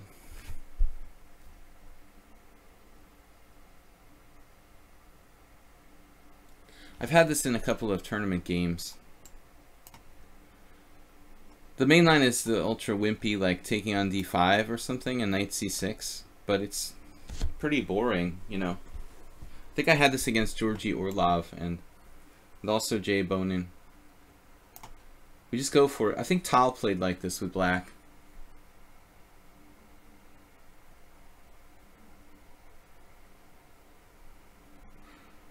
I don't know anything about this guy. Who is? Come on, come on. Is he live in the chat? A3 is a really safe looking move.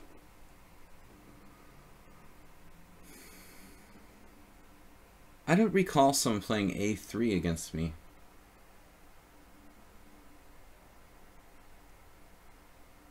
Maybe. Possible. Huh. I guess I go here.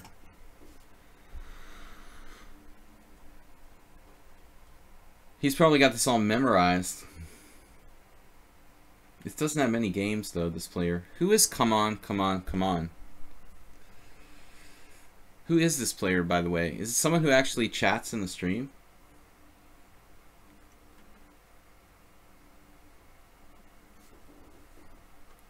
So 2400 on average. No, Tushar, you're freaking me out because you weren't chatting in the stream. Were you in the car? So I couldn't understand, like, and you played so good today. I thought maybe it was because you weren't chatting. You know, you were like more focused. Of course, getting me the first game of the stream is usually your best chance to beat me. I really do play worse when I'm not awake yet. But it wasn't about tactics, you know, you just strategically played that game very well. One of those stupid names that were left. Nikolaus, if you come last, you play last. It's a very simple concept. I know that's difficult to understand. When you challenge me last, then you go after the other people. That's how it works, see? Some people just don't understand. It's a very deep concept. Like, the challenges are also for my subscribers going first, but you're like last in the list, dude. I don't know what you expect. Like, is it in reverse order, or maybe the later you come, the more quickly I take your challenge? Is that how it's supposed to work? Or I actually know this guy. All right, we're breaking through at D5. 2-star challenge 20 minutes before the stream. Maybe you should give some advice to Nikolaus if he wants to play. All right. Looks like white is falling here.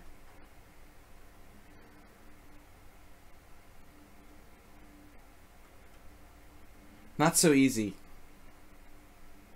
The D5 pawn is lonely, but white still has some resources. E4,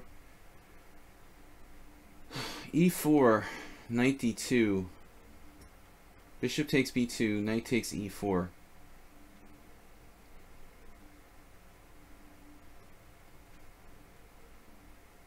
Bishop takes A3. Something like D6, knight D7. I've got two connected pawns there. Even that variation looks good.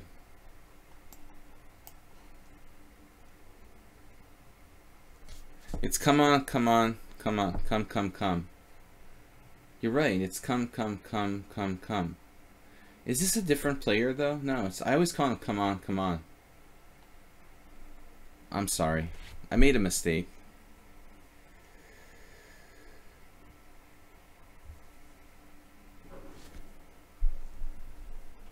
Oh, it's lyrics from Marvin Gaye.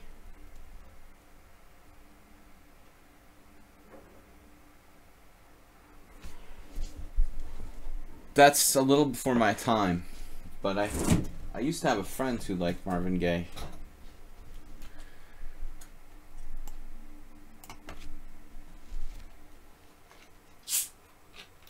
At first I thought this variation was very risky, but looking at it the second time, I guess I decided that it wasn't. But I'm not sure why. So I'm still scared. Yeah, I remember now. Okay, knight takes E4. Bishop takes A3. And if D6, I have knight D7. If knight F6 check, I have king G7. No, I'm not so sure. Maybe I'm going to need to play knight D7 anyway and put the blockade in place. Yeah, we'll put the blockade in place. And then we're just going to take the pawn next move.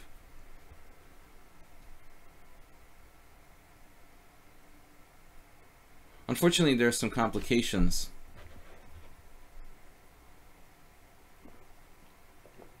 Tal would play it in a totally different way. Probably knight takes E4, A4. Or something like that.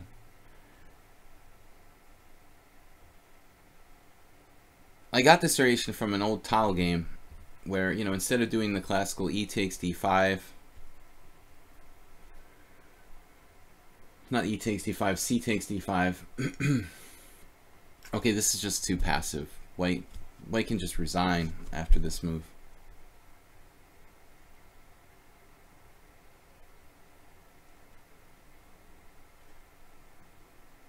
Maybe I'm exaggerating a little bit, but that's crazy passive. Alright, I'm not even gonna go there. I'm just gonna blockade his passed pawn and then improve my pieces, blockade, improve my king, play f5, rook c8, king f7.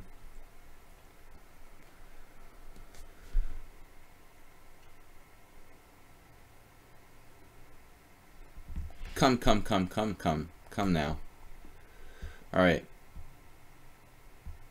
He's prepared to play rook e1, I guess.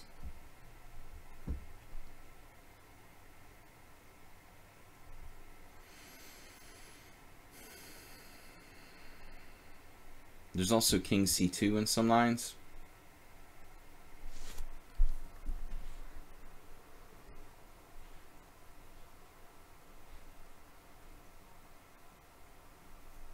Now, knight b6, his pawn might get out of control, so I don't want to do that.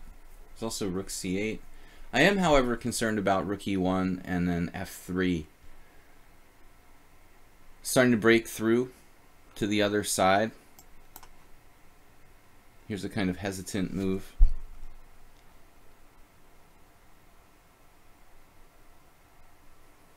But we drive him away. Actually, now I like rook c8. He's blocking his own e-file play. He's just down that pawn.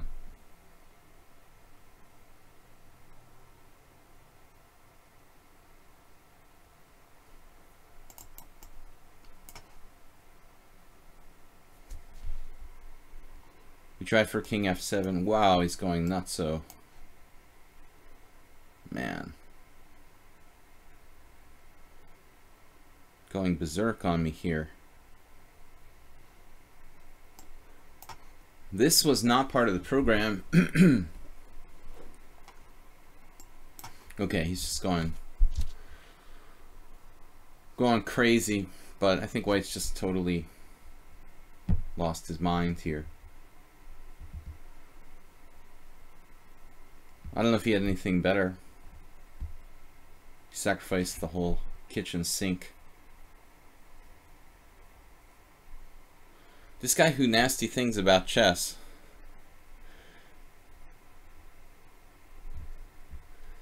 What? Say what? Who is that?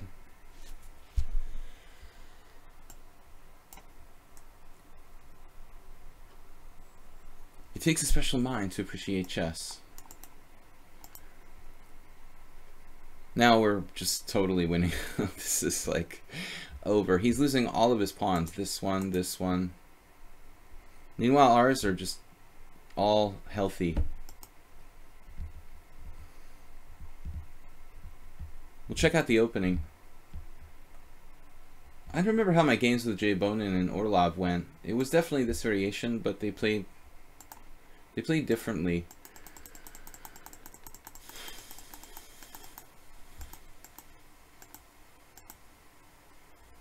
This is the only winning attempt, basically. There's also bishop b7. I think I always played a5. So, yeah, Stockfish actually gives black an advantage here already.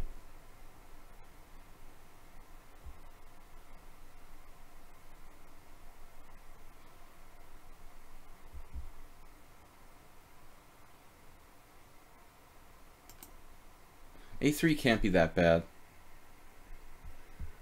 Tot Andras, 1999. I was not in Hungary in 1999. I was there in 98, or here in 98, and then later. A4. I didn't play A4, right? I played this. This is Samovuo against Yarmula. Okay, both of these guys are good players. Yarmula is like almost 2,500 now. He's actually playing in the Budapest Spring Festival, where I'm going to be starting on Wednesday. Very strong young player. Bishop g5. This is the exact game. And Samovuo is a Finnish IM. Maybe he was even a GM. He's like an expert in the Najdorf. He wrote a book on the Najdorf, I think. The English attack or something. Rook c1.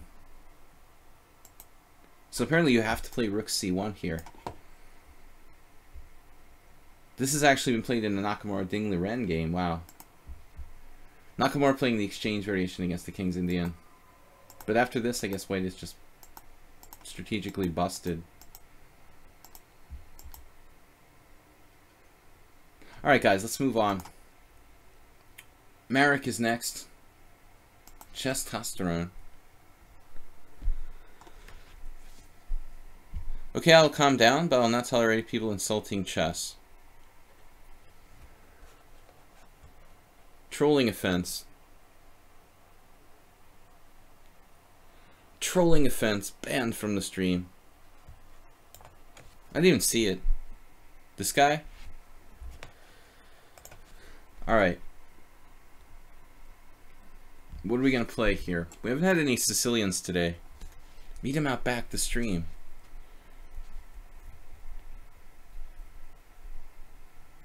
Turkey Farm Chess-tosterone is you. Alright, we'll play you next. I didn't realize, man. You probably tried to tell me before, and I didn't listen. Sorry. So we'll play Chess-tosterone next. Anyway, he's next in the list. Get to as many of these challenges as we can. Marek is new opponent for me. This is kind of my main defense to e4. Have a quick smoke, man.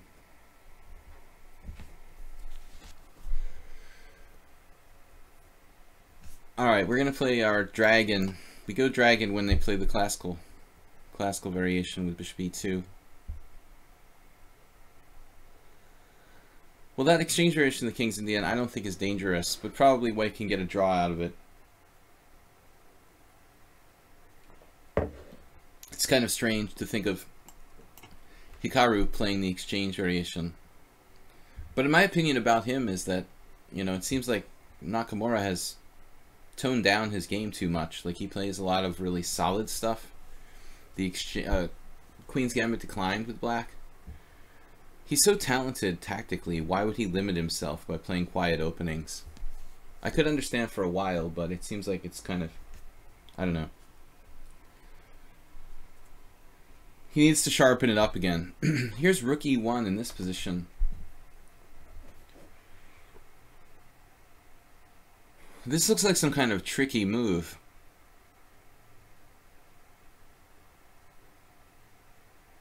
There's this open line.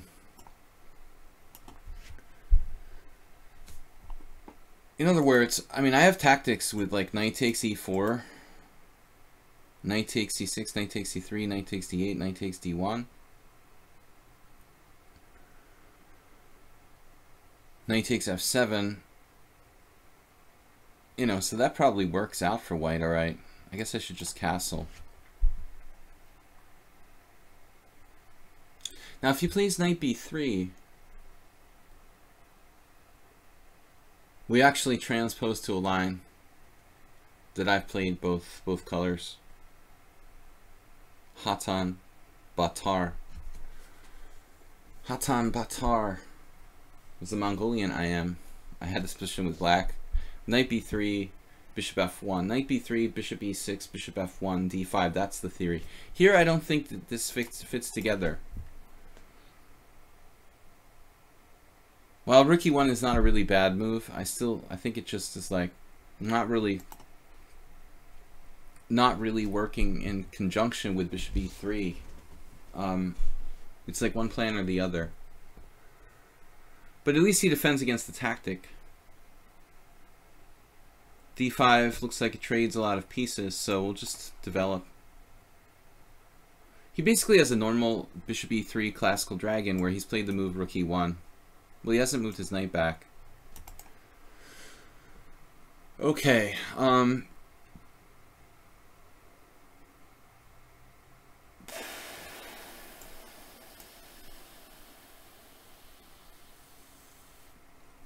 not very exciting though. You know, when white does this, queen d2, bishop e2, without castling queenside, he doesn't have like a raging attack like he has in the Yugoslav dragon. He doesn't really have a strong forward plan. He just kind of keeps the position. Still, it's hard for black to do anything as well. What is going on here? I don't know. What is going on here?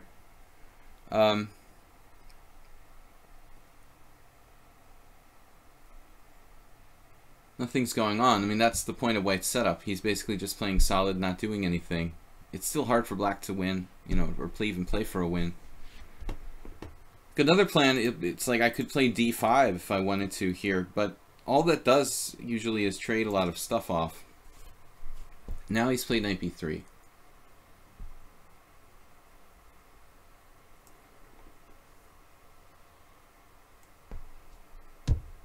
It looks like a standard position.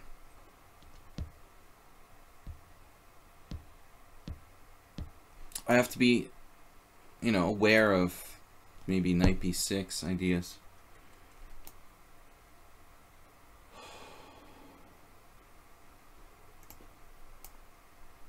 I mean, this idea of sacrificing a pawn.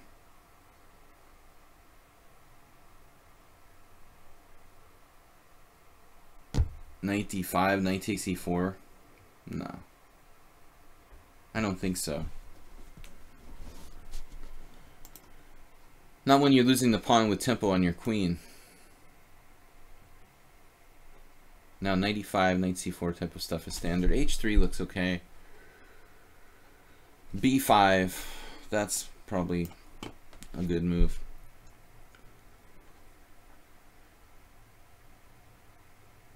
Now he's played h3, and it doesn't make sense to play h3 and f3, but he needs to worry about his e4 pawn. So you can't play f3. Maybe he has to play like bishop f3, but then knight e5 is strong. White has problems with his pawn. Now he's going to have to make a very awkward move. Maybe bishop d3 to protect the e4 pawn. Okay, a3. You can play a3.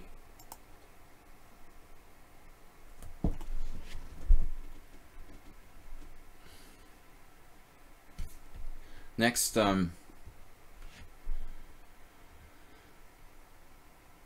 next plan. If knight e5, f4, knight c4, chop, chop.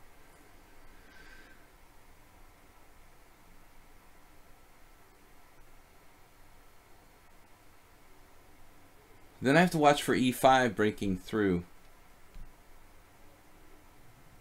Not that dangerous right now.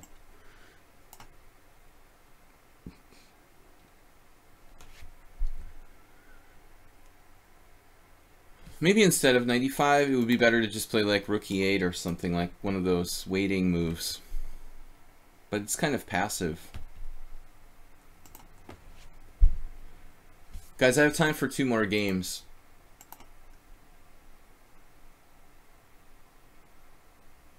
Knight d5 right away. Then we have the proverbial question about e6.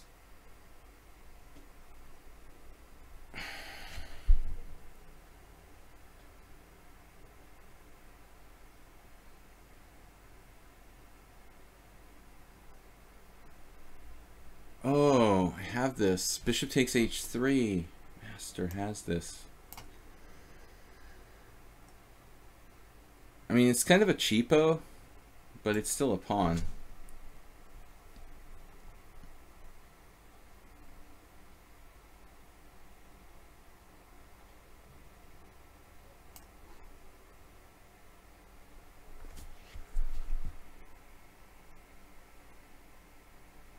No, it seems like he has some compensation. Maybe not quite enough. Bishop h6, knight takes d3, bishop takes g7, king takes g7, etc., etc. I have to get my bishop off of h3, and then I'm a little bit backward on the open file. I mean, this could come in. I could get in trouble. So it's not so simple.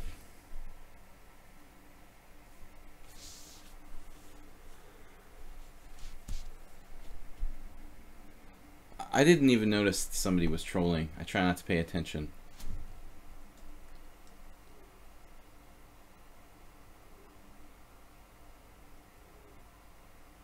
I was looking at crazy things like queen d7.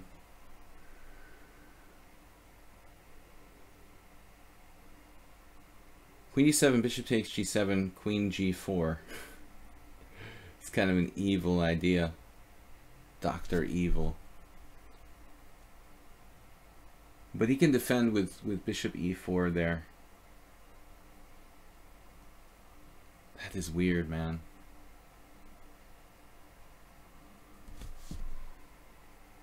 Dr. Evil. Alright. Getting carried away here.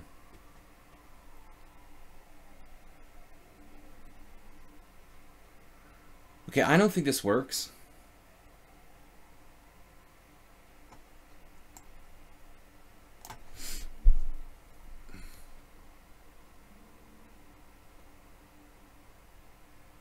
Now I'm not so sure. He had rook takes e5 last move, which was the one move that was a problem. So it was basically a cheapo. I mean, I shouldn't do this. Queen d7 is just too crazy. But now I might be winning.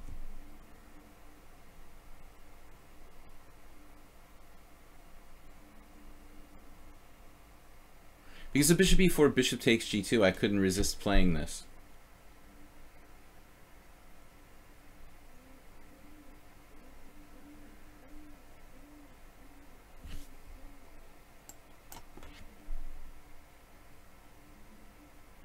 It's hard to resist.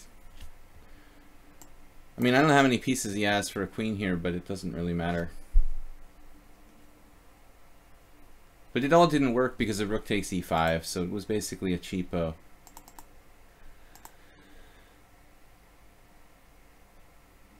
He has an in-between move, bishop takes e5 here. Oh my god. Bishop takes e4 check. Bishop g3, queen f3, and then sack the exchange on e4, which is unclear. I got a little too excited. Bishop takes h3. I should just make a sensible move here. I was going to play knight takes d3. This looks normal. White has a little bit of compensation for a sacrificed pawn. Okay, guys, I have time for 2 more games. Chess-tosterone.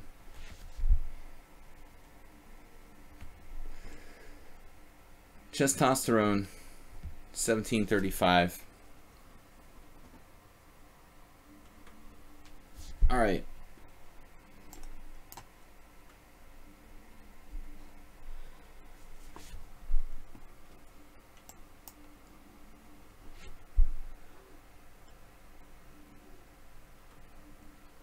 This is a very unusual closed Sicilian line. I mean, you can also play the King's Indian attack, okay?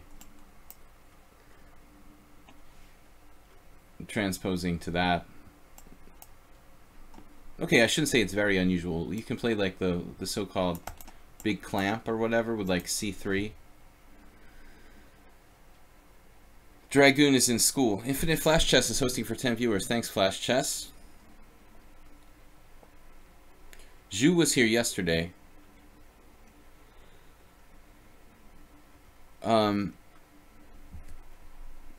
You mean for the simul? I think there's like... Whoa. Oh, I pre-moved. Whoops. Anyway, it's good.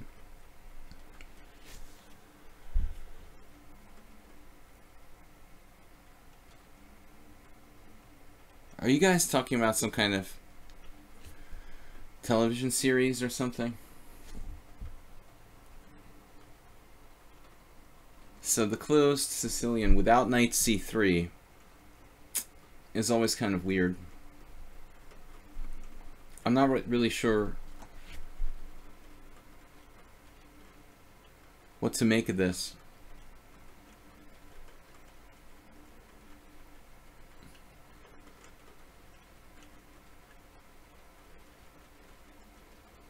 I mean, you can do the standard stuff, you know, knight f6, castles, castles. But I never really bought into that. I never really enjoyed those systems. It's kind of like white gets a dangerous initiative on the king side.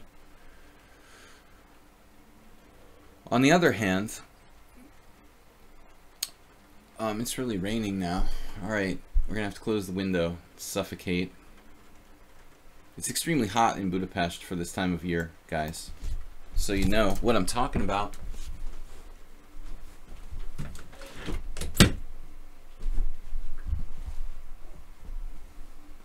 It's like, I don't know, Serbian Santa Claus has a clue. Okay, A4 is not worrisome. Very King's Indian attack-like.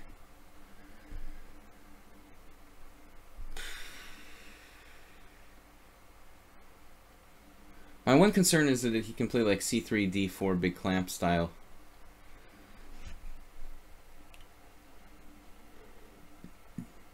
I guess you can always play like E5, Budvinik formation. Then white might even have F5 sacrifices. I lost like that against Alexander Ivanov with colors reversed once. He would play this kind of stuff with black pieces against the English. We had like E4, E5, F5, and he just went nuts on me. And I lost my way.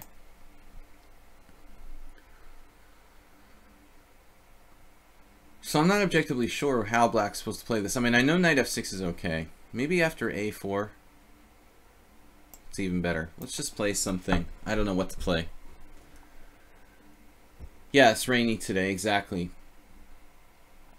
I'm just gonna play like this classical setup with my knight out in front of the pawns.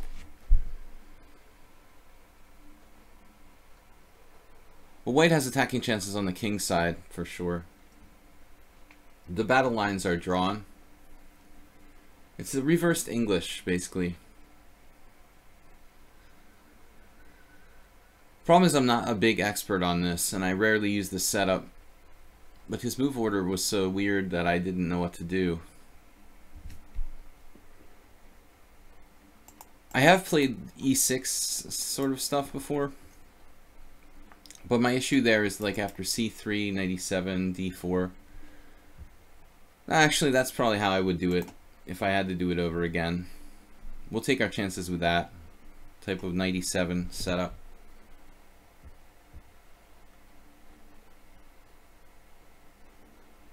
I mean, I guess I can trade off my white squared bishop if I want to, with like there, but then I'll never have proper control of the white squares for the rest of the game. In fact,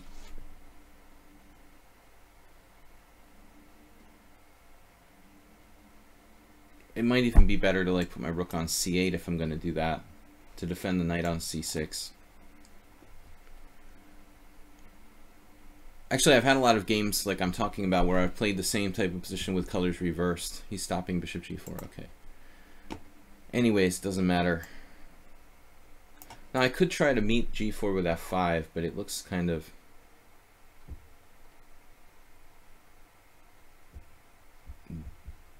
going against the grain of the position.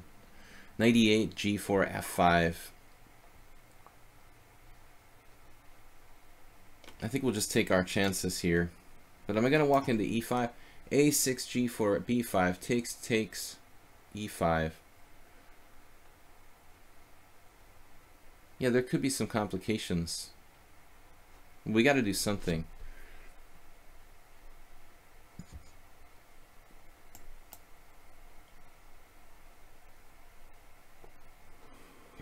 Excuse me. This is a really long and hard game. Try to get to this last game if I can.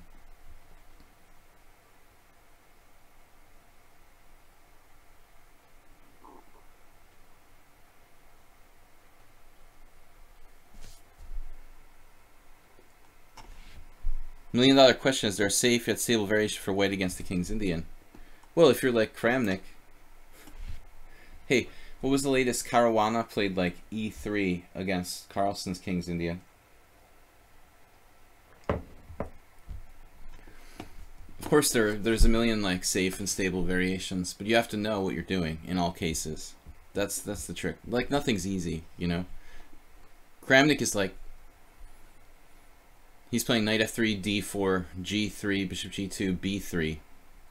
Caruana plays d4, knight f3, c4, e3. I mean, but if you go into the main lines of like the classical King's Indian, you just simply have to know a lot of theory. So this looks to me like a standard position in a closed English with colors reversed. c4 may be a move.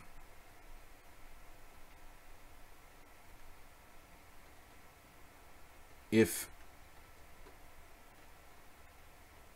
g5, c takes d, g takes f6, I take on e2. So we can open the lines. Pawn takes pawn, knight takes pawn, queen d5 check, queen b6 check, queen d5 not check, queen b6 check.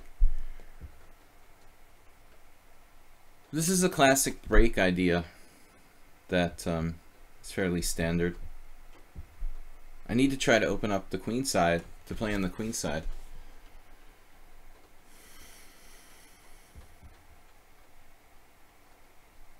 There may yet be a problem.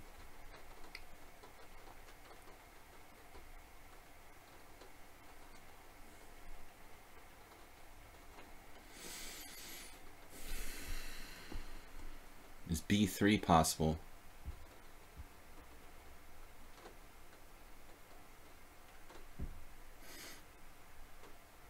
Probably nothing.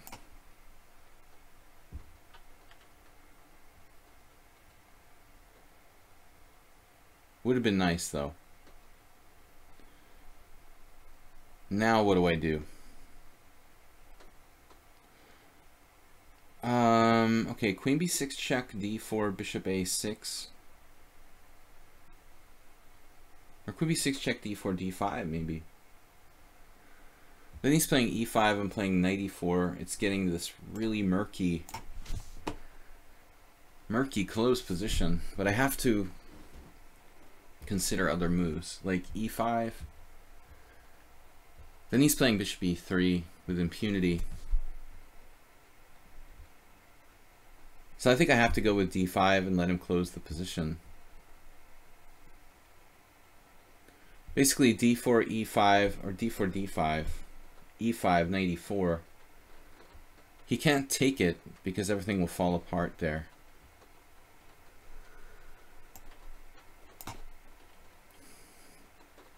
And now we're just keeping control of the dark squares.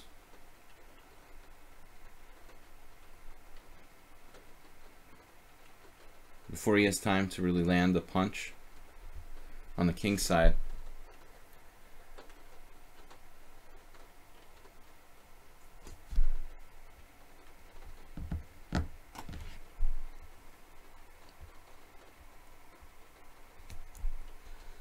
Okay, what's up guys? Tomorrow night is going to be a tomorrow night is viewer tournament. 7 p.m. Central European Time, 7+2 rapid. That'll be my last stream for like 9 days, tentatively, while I play in the Budapest Spring Festival.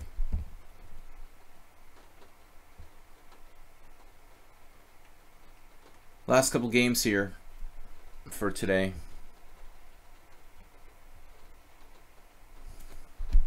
Queen e2. If I play knight c5, I get pinned, so we've got to be careful with that. Though on the other hand, I have knight c5. Yeah, actually we have knight c5, bishop b3, queen b5.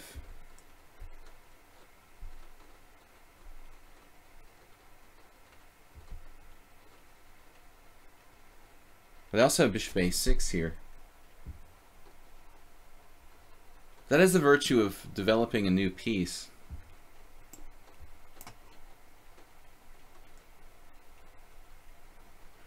We get everything working.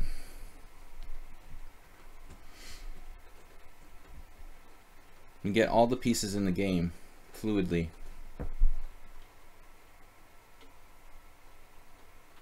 Without waste of time. Efficient development. That's the key. knight d4 would just lose. So testosterone.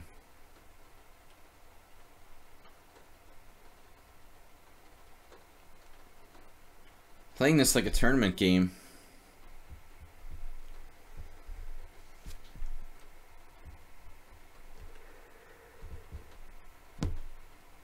Well, the only other piece that's not playing is the rook on f8, which good as c8, but it doesn't seem like my first priority here.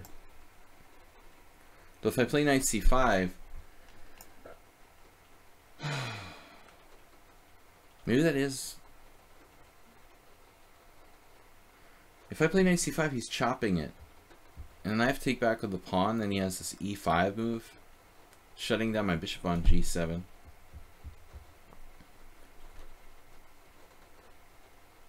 And that's really irritating. White doesn't have any threats, but I don't know what to do next.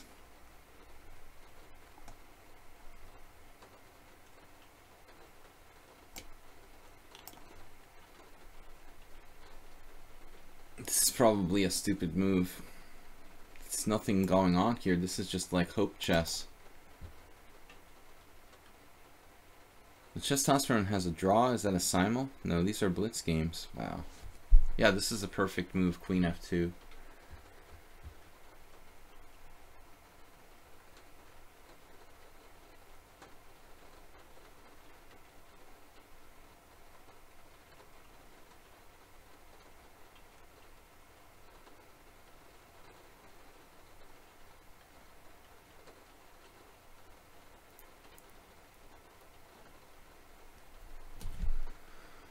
I don't know what to do.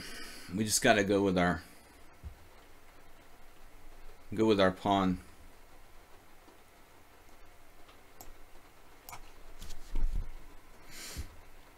Testosterone playing like a genius.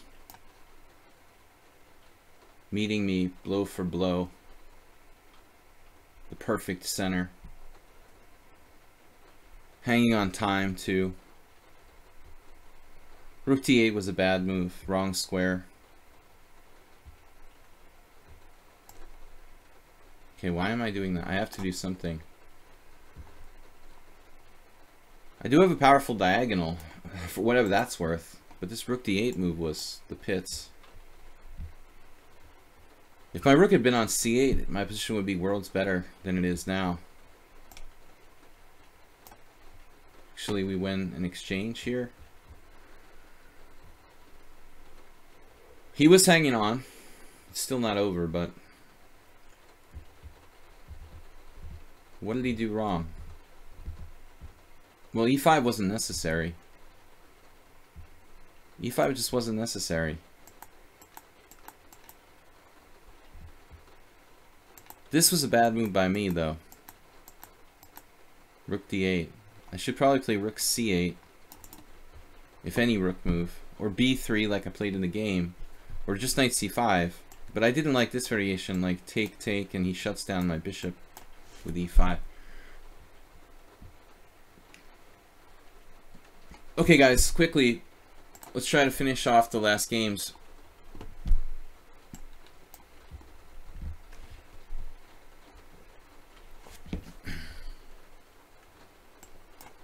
But that was a kind of typical struggle. Those positions very difficult to play in a blitz game because they're so closed.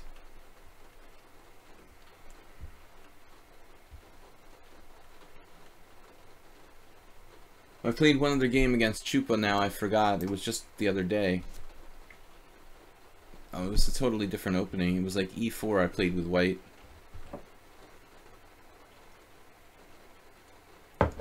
This is a slow move, e6, weakening a lot of squares. The question is, if I take on c5, queen a5 check. Well, first of all, the ending might not be that bad for black. Like, pawn takes pawn, trade queens, king takes d8. I'm not sure that's that bad for black. Alright, let's just let him get away with it, so to speak.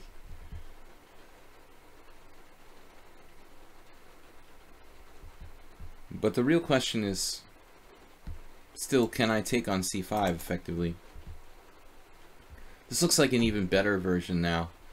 I mean, d5 just transposes to a modern Benoni, which would be good for black. So I can either leave the tension or take on c5. It has to be good for white. I think it's too late for queen a5. I mean, I'm just playing pawn takes pawn.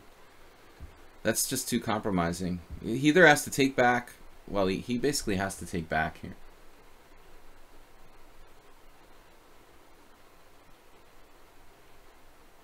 I mean, he could try queen a5, pawn takes pawn, knight e4. But realistically, that just looks too compromising. I have a pawn on d6. It's just dubious. Queen a5 anyway looks like it's too much. I would take my chances with this bad ending for black.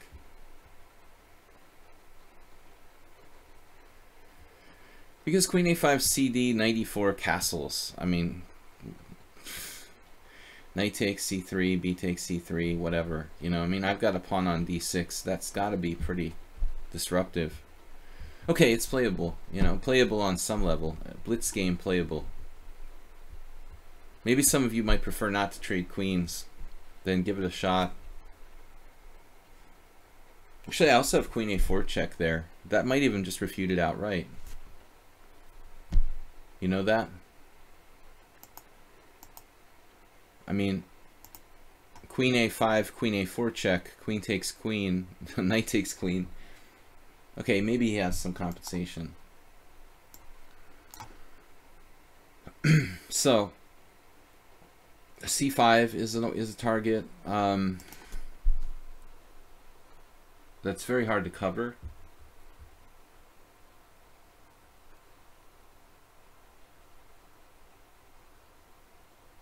Well, he might be able to manage it somehow. I also have knight e5. His king will go to e7.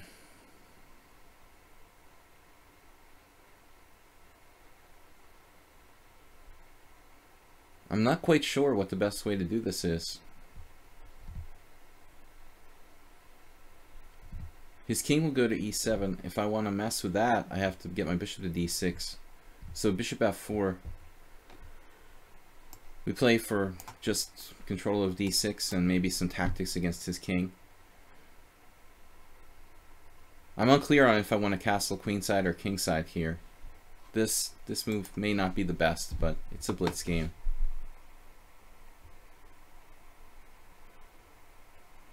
Yeah, sure. Of course queen a5 is a normal idea. If he had like one more tempo, it would definitely be good.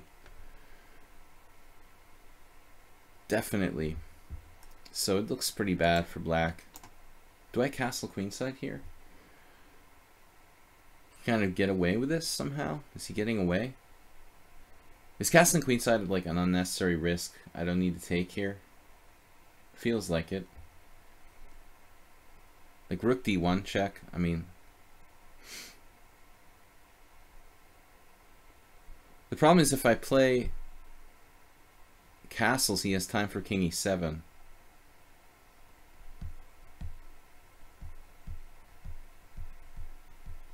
It looks like.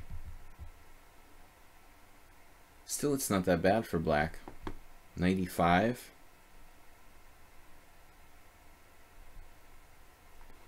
Even this is not bad.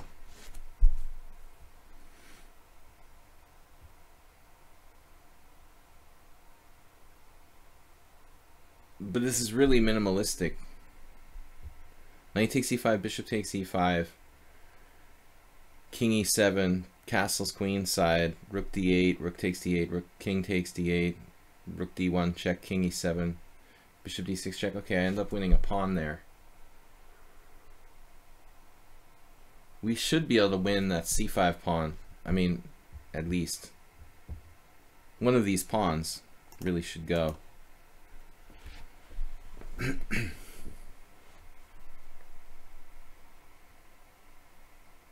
Yeah, I don't see how he has a choice here. I mean, capture is like mandatory. You can't play king e7 and lose the exchange.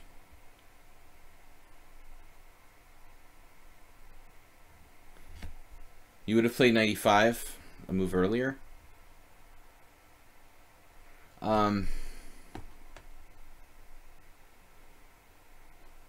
Whatever. That's probably good too. Here he has knight e8 actually.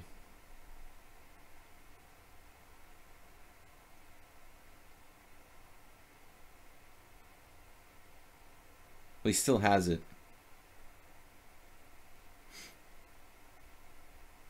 Maybe I ought to be... No, I mean, okay. Castles. Knight e8. Take, knight a4. He can't save the pawn.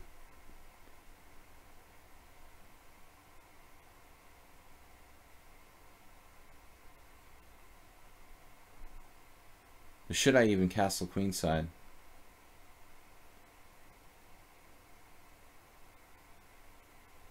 Yeah, because he has bishop h6 check.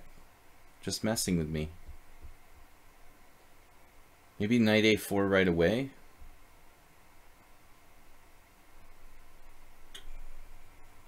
Getting materialistic. In the appropriate moment. Let's be materialistic.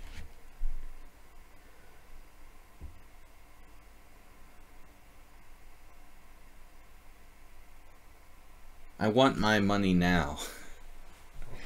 Before it's too late. And I don't want to put my king on c1 and give him counterplay.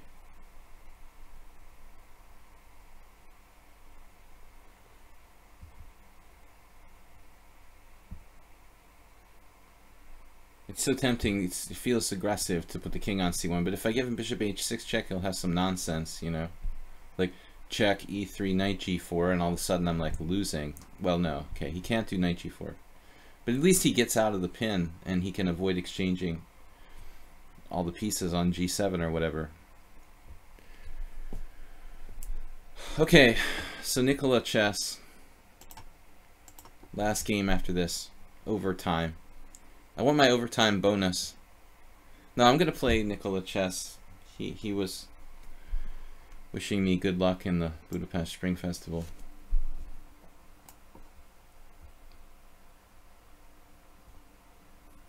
It's pretty nasty. I mean, he's like paralyzed in every direction.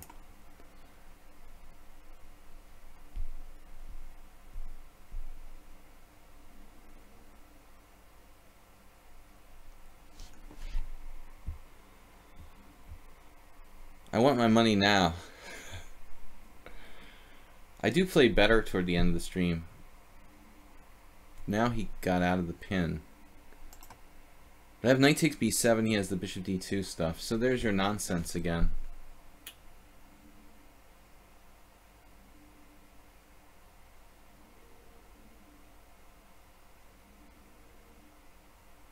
Like, okay, e3. You just have to be careful about this. But I mean, e3, knight d7 for one thing.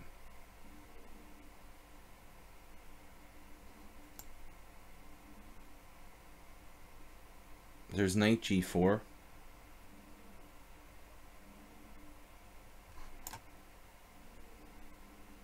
I could just take on f6 check.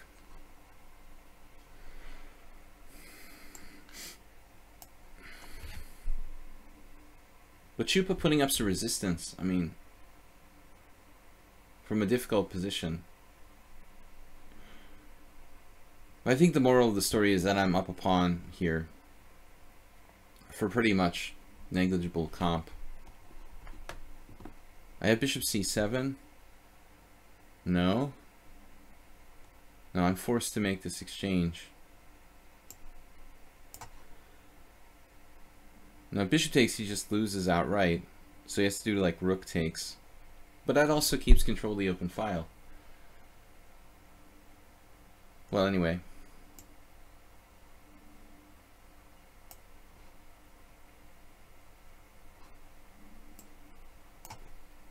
I guess I missed my chance there to play d6 and bishop d6 check, which is also interesting. So excellent defense from Chupa. Really excellent defense.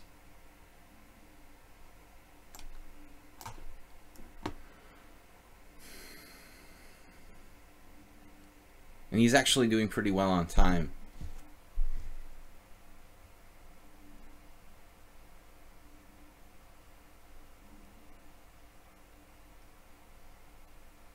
At the end of the day, he's only down a pawn. Now he's threatening b5. That's not happening. But he is getting some annoying counterplay again.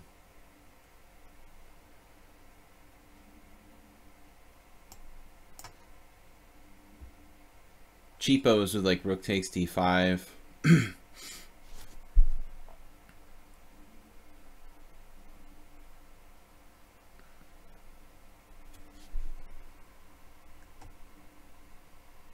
Now I can win the exchange.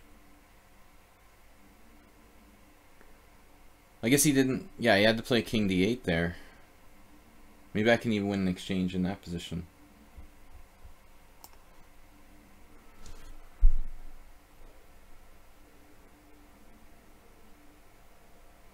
That should pretty much take the steam out of his counterplay.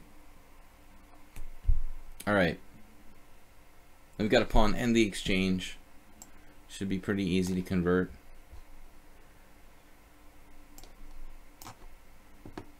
No realistic compensation.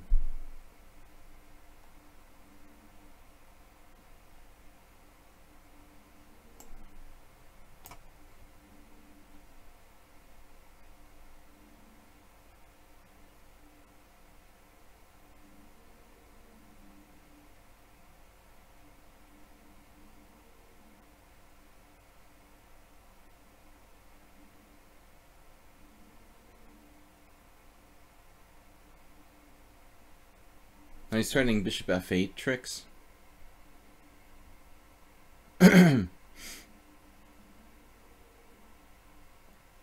Wow, what a tricky player.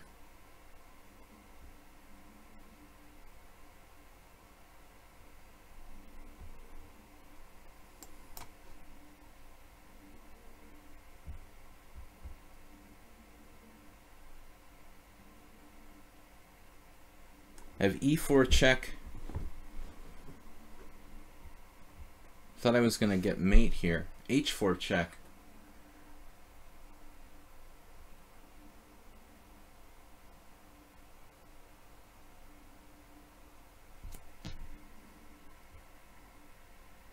He wins back the exchange.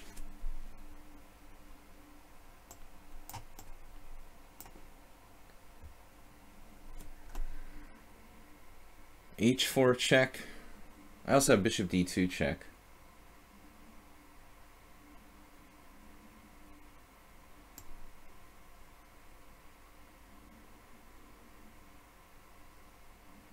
Let's just play bishop d2 check.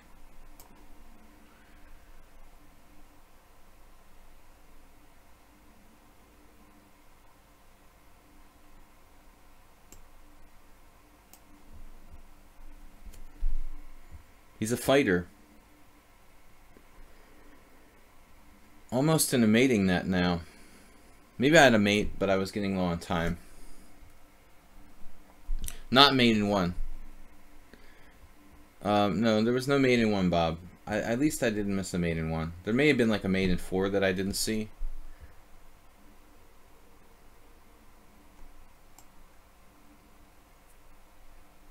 Slightly stronger than rook e6. I'm a little bit tired. We're at the end of the stream, but I'm going to play one more game. Nikola Chess came kind of late, but he's been begging me to play. So I will accommodate that challenge. Last one for today, guys. Tomorrow night is a viewer tournament, 7 p.m. CEST, here on lichess and Twitch. Okay, Nikola Chess, I've got some videos to make, so we've got to hurry this up. I'm supposed to be done now.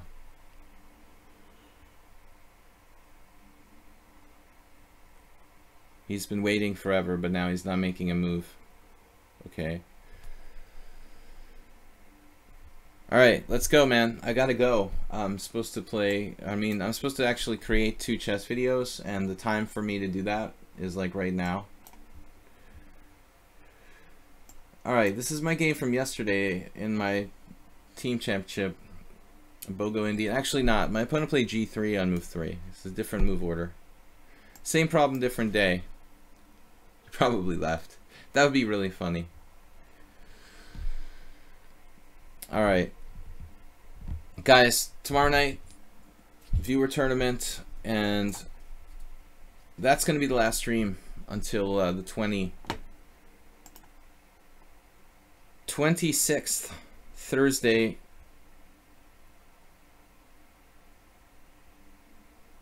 '27th, Friday, most likely. Okay, bishop e2 is a bit too passive for white. He's playing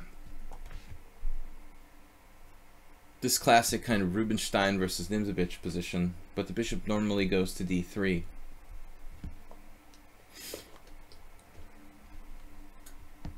Anyway, guys, I want to thank you guys for watching and playing, subscribing on the stream here. We're going to crush him. Queen c2. Okay, it's a normal position, bishop's on the wrong square. It's probably not that bad for white. Queen c2 is most likely his best move.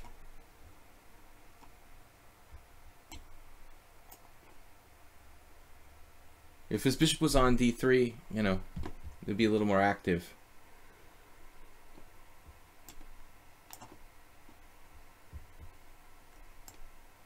Standard. My system. Blockade. It's still probably not that bad for white. I would say that black has an equal game. I wouldn't want to play like Julio Grande Zuniga or something from any position, let alone this one. Alright, f5.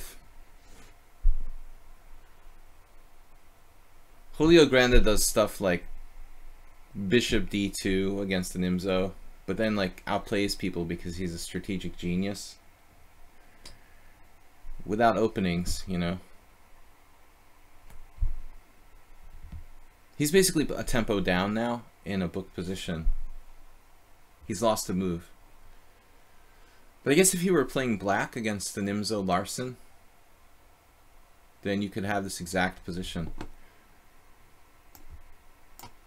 Try to fix the pawn on a4. Try being the operative word.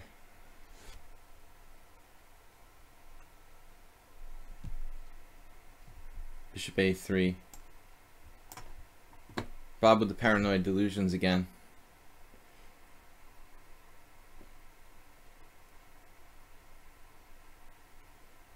We said we were going to have positive thoughts, Bob.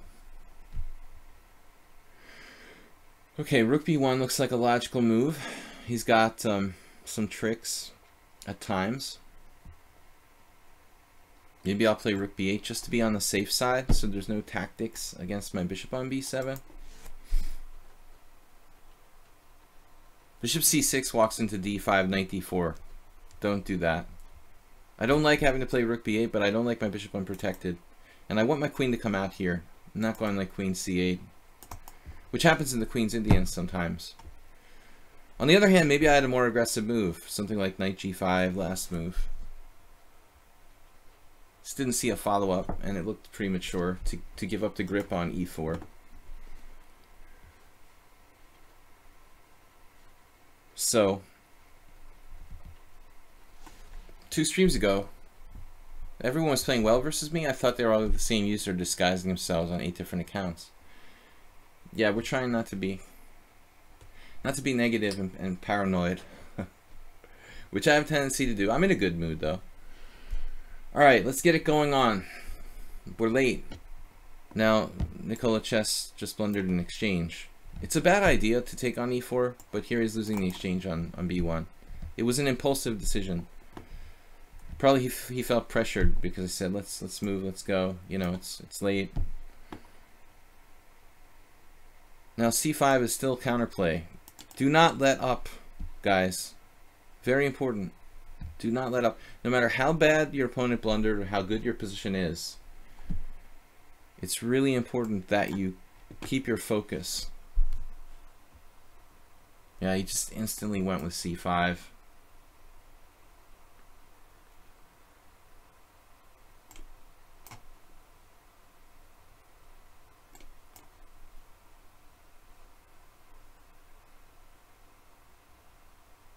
But I'm up the exchange and a pawn here. It's a lot of material. I thought he should have taken and gone for my a5 pawn. He didn't take it.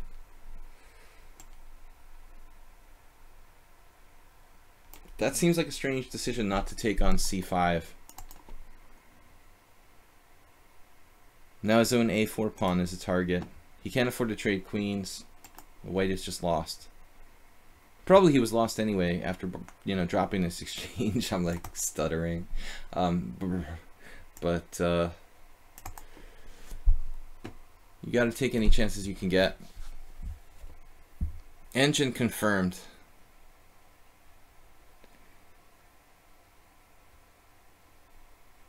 He was inundated by East Indians. Oh. Okay, queen takes a4. We'll just take it. Does he have any counterplay here? Queen takes, taking on e6, it's not enough. Just not enough. Of course, we can play for mate. There's also the little issue of him losing a bishop here. His Nimzo bishop is looking kind of ill. There's a back rank mate, and he's losing that bishop.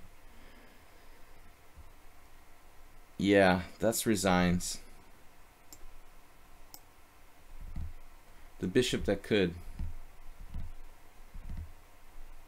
So, always be careful with that bishop in the Nimzo with white. If it doesn't get out, it can get ugly. Okay, guys, thanks for the games. We'll be back tomorrow night with a 7+2 casual rapid tournament. It'll be my last stream for a while, guys, so please tune in. Thanks, Soltigo. Thanks, everybody, for watching and playing, and I will see you guys tomorrow night. Bye-bye.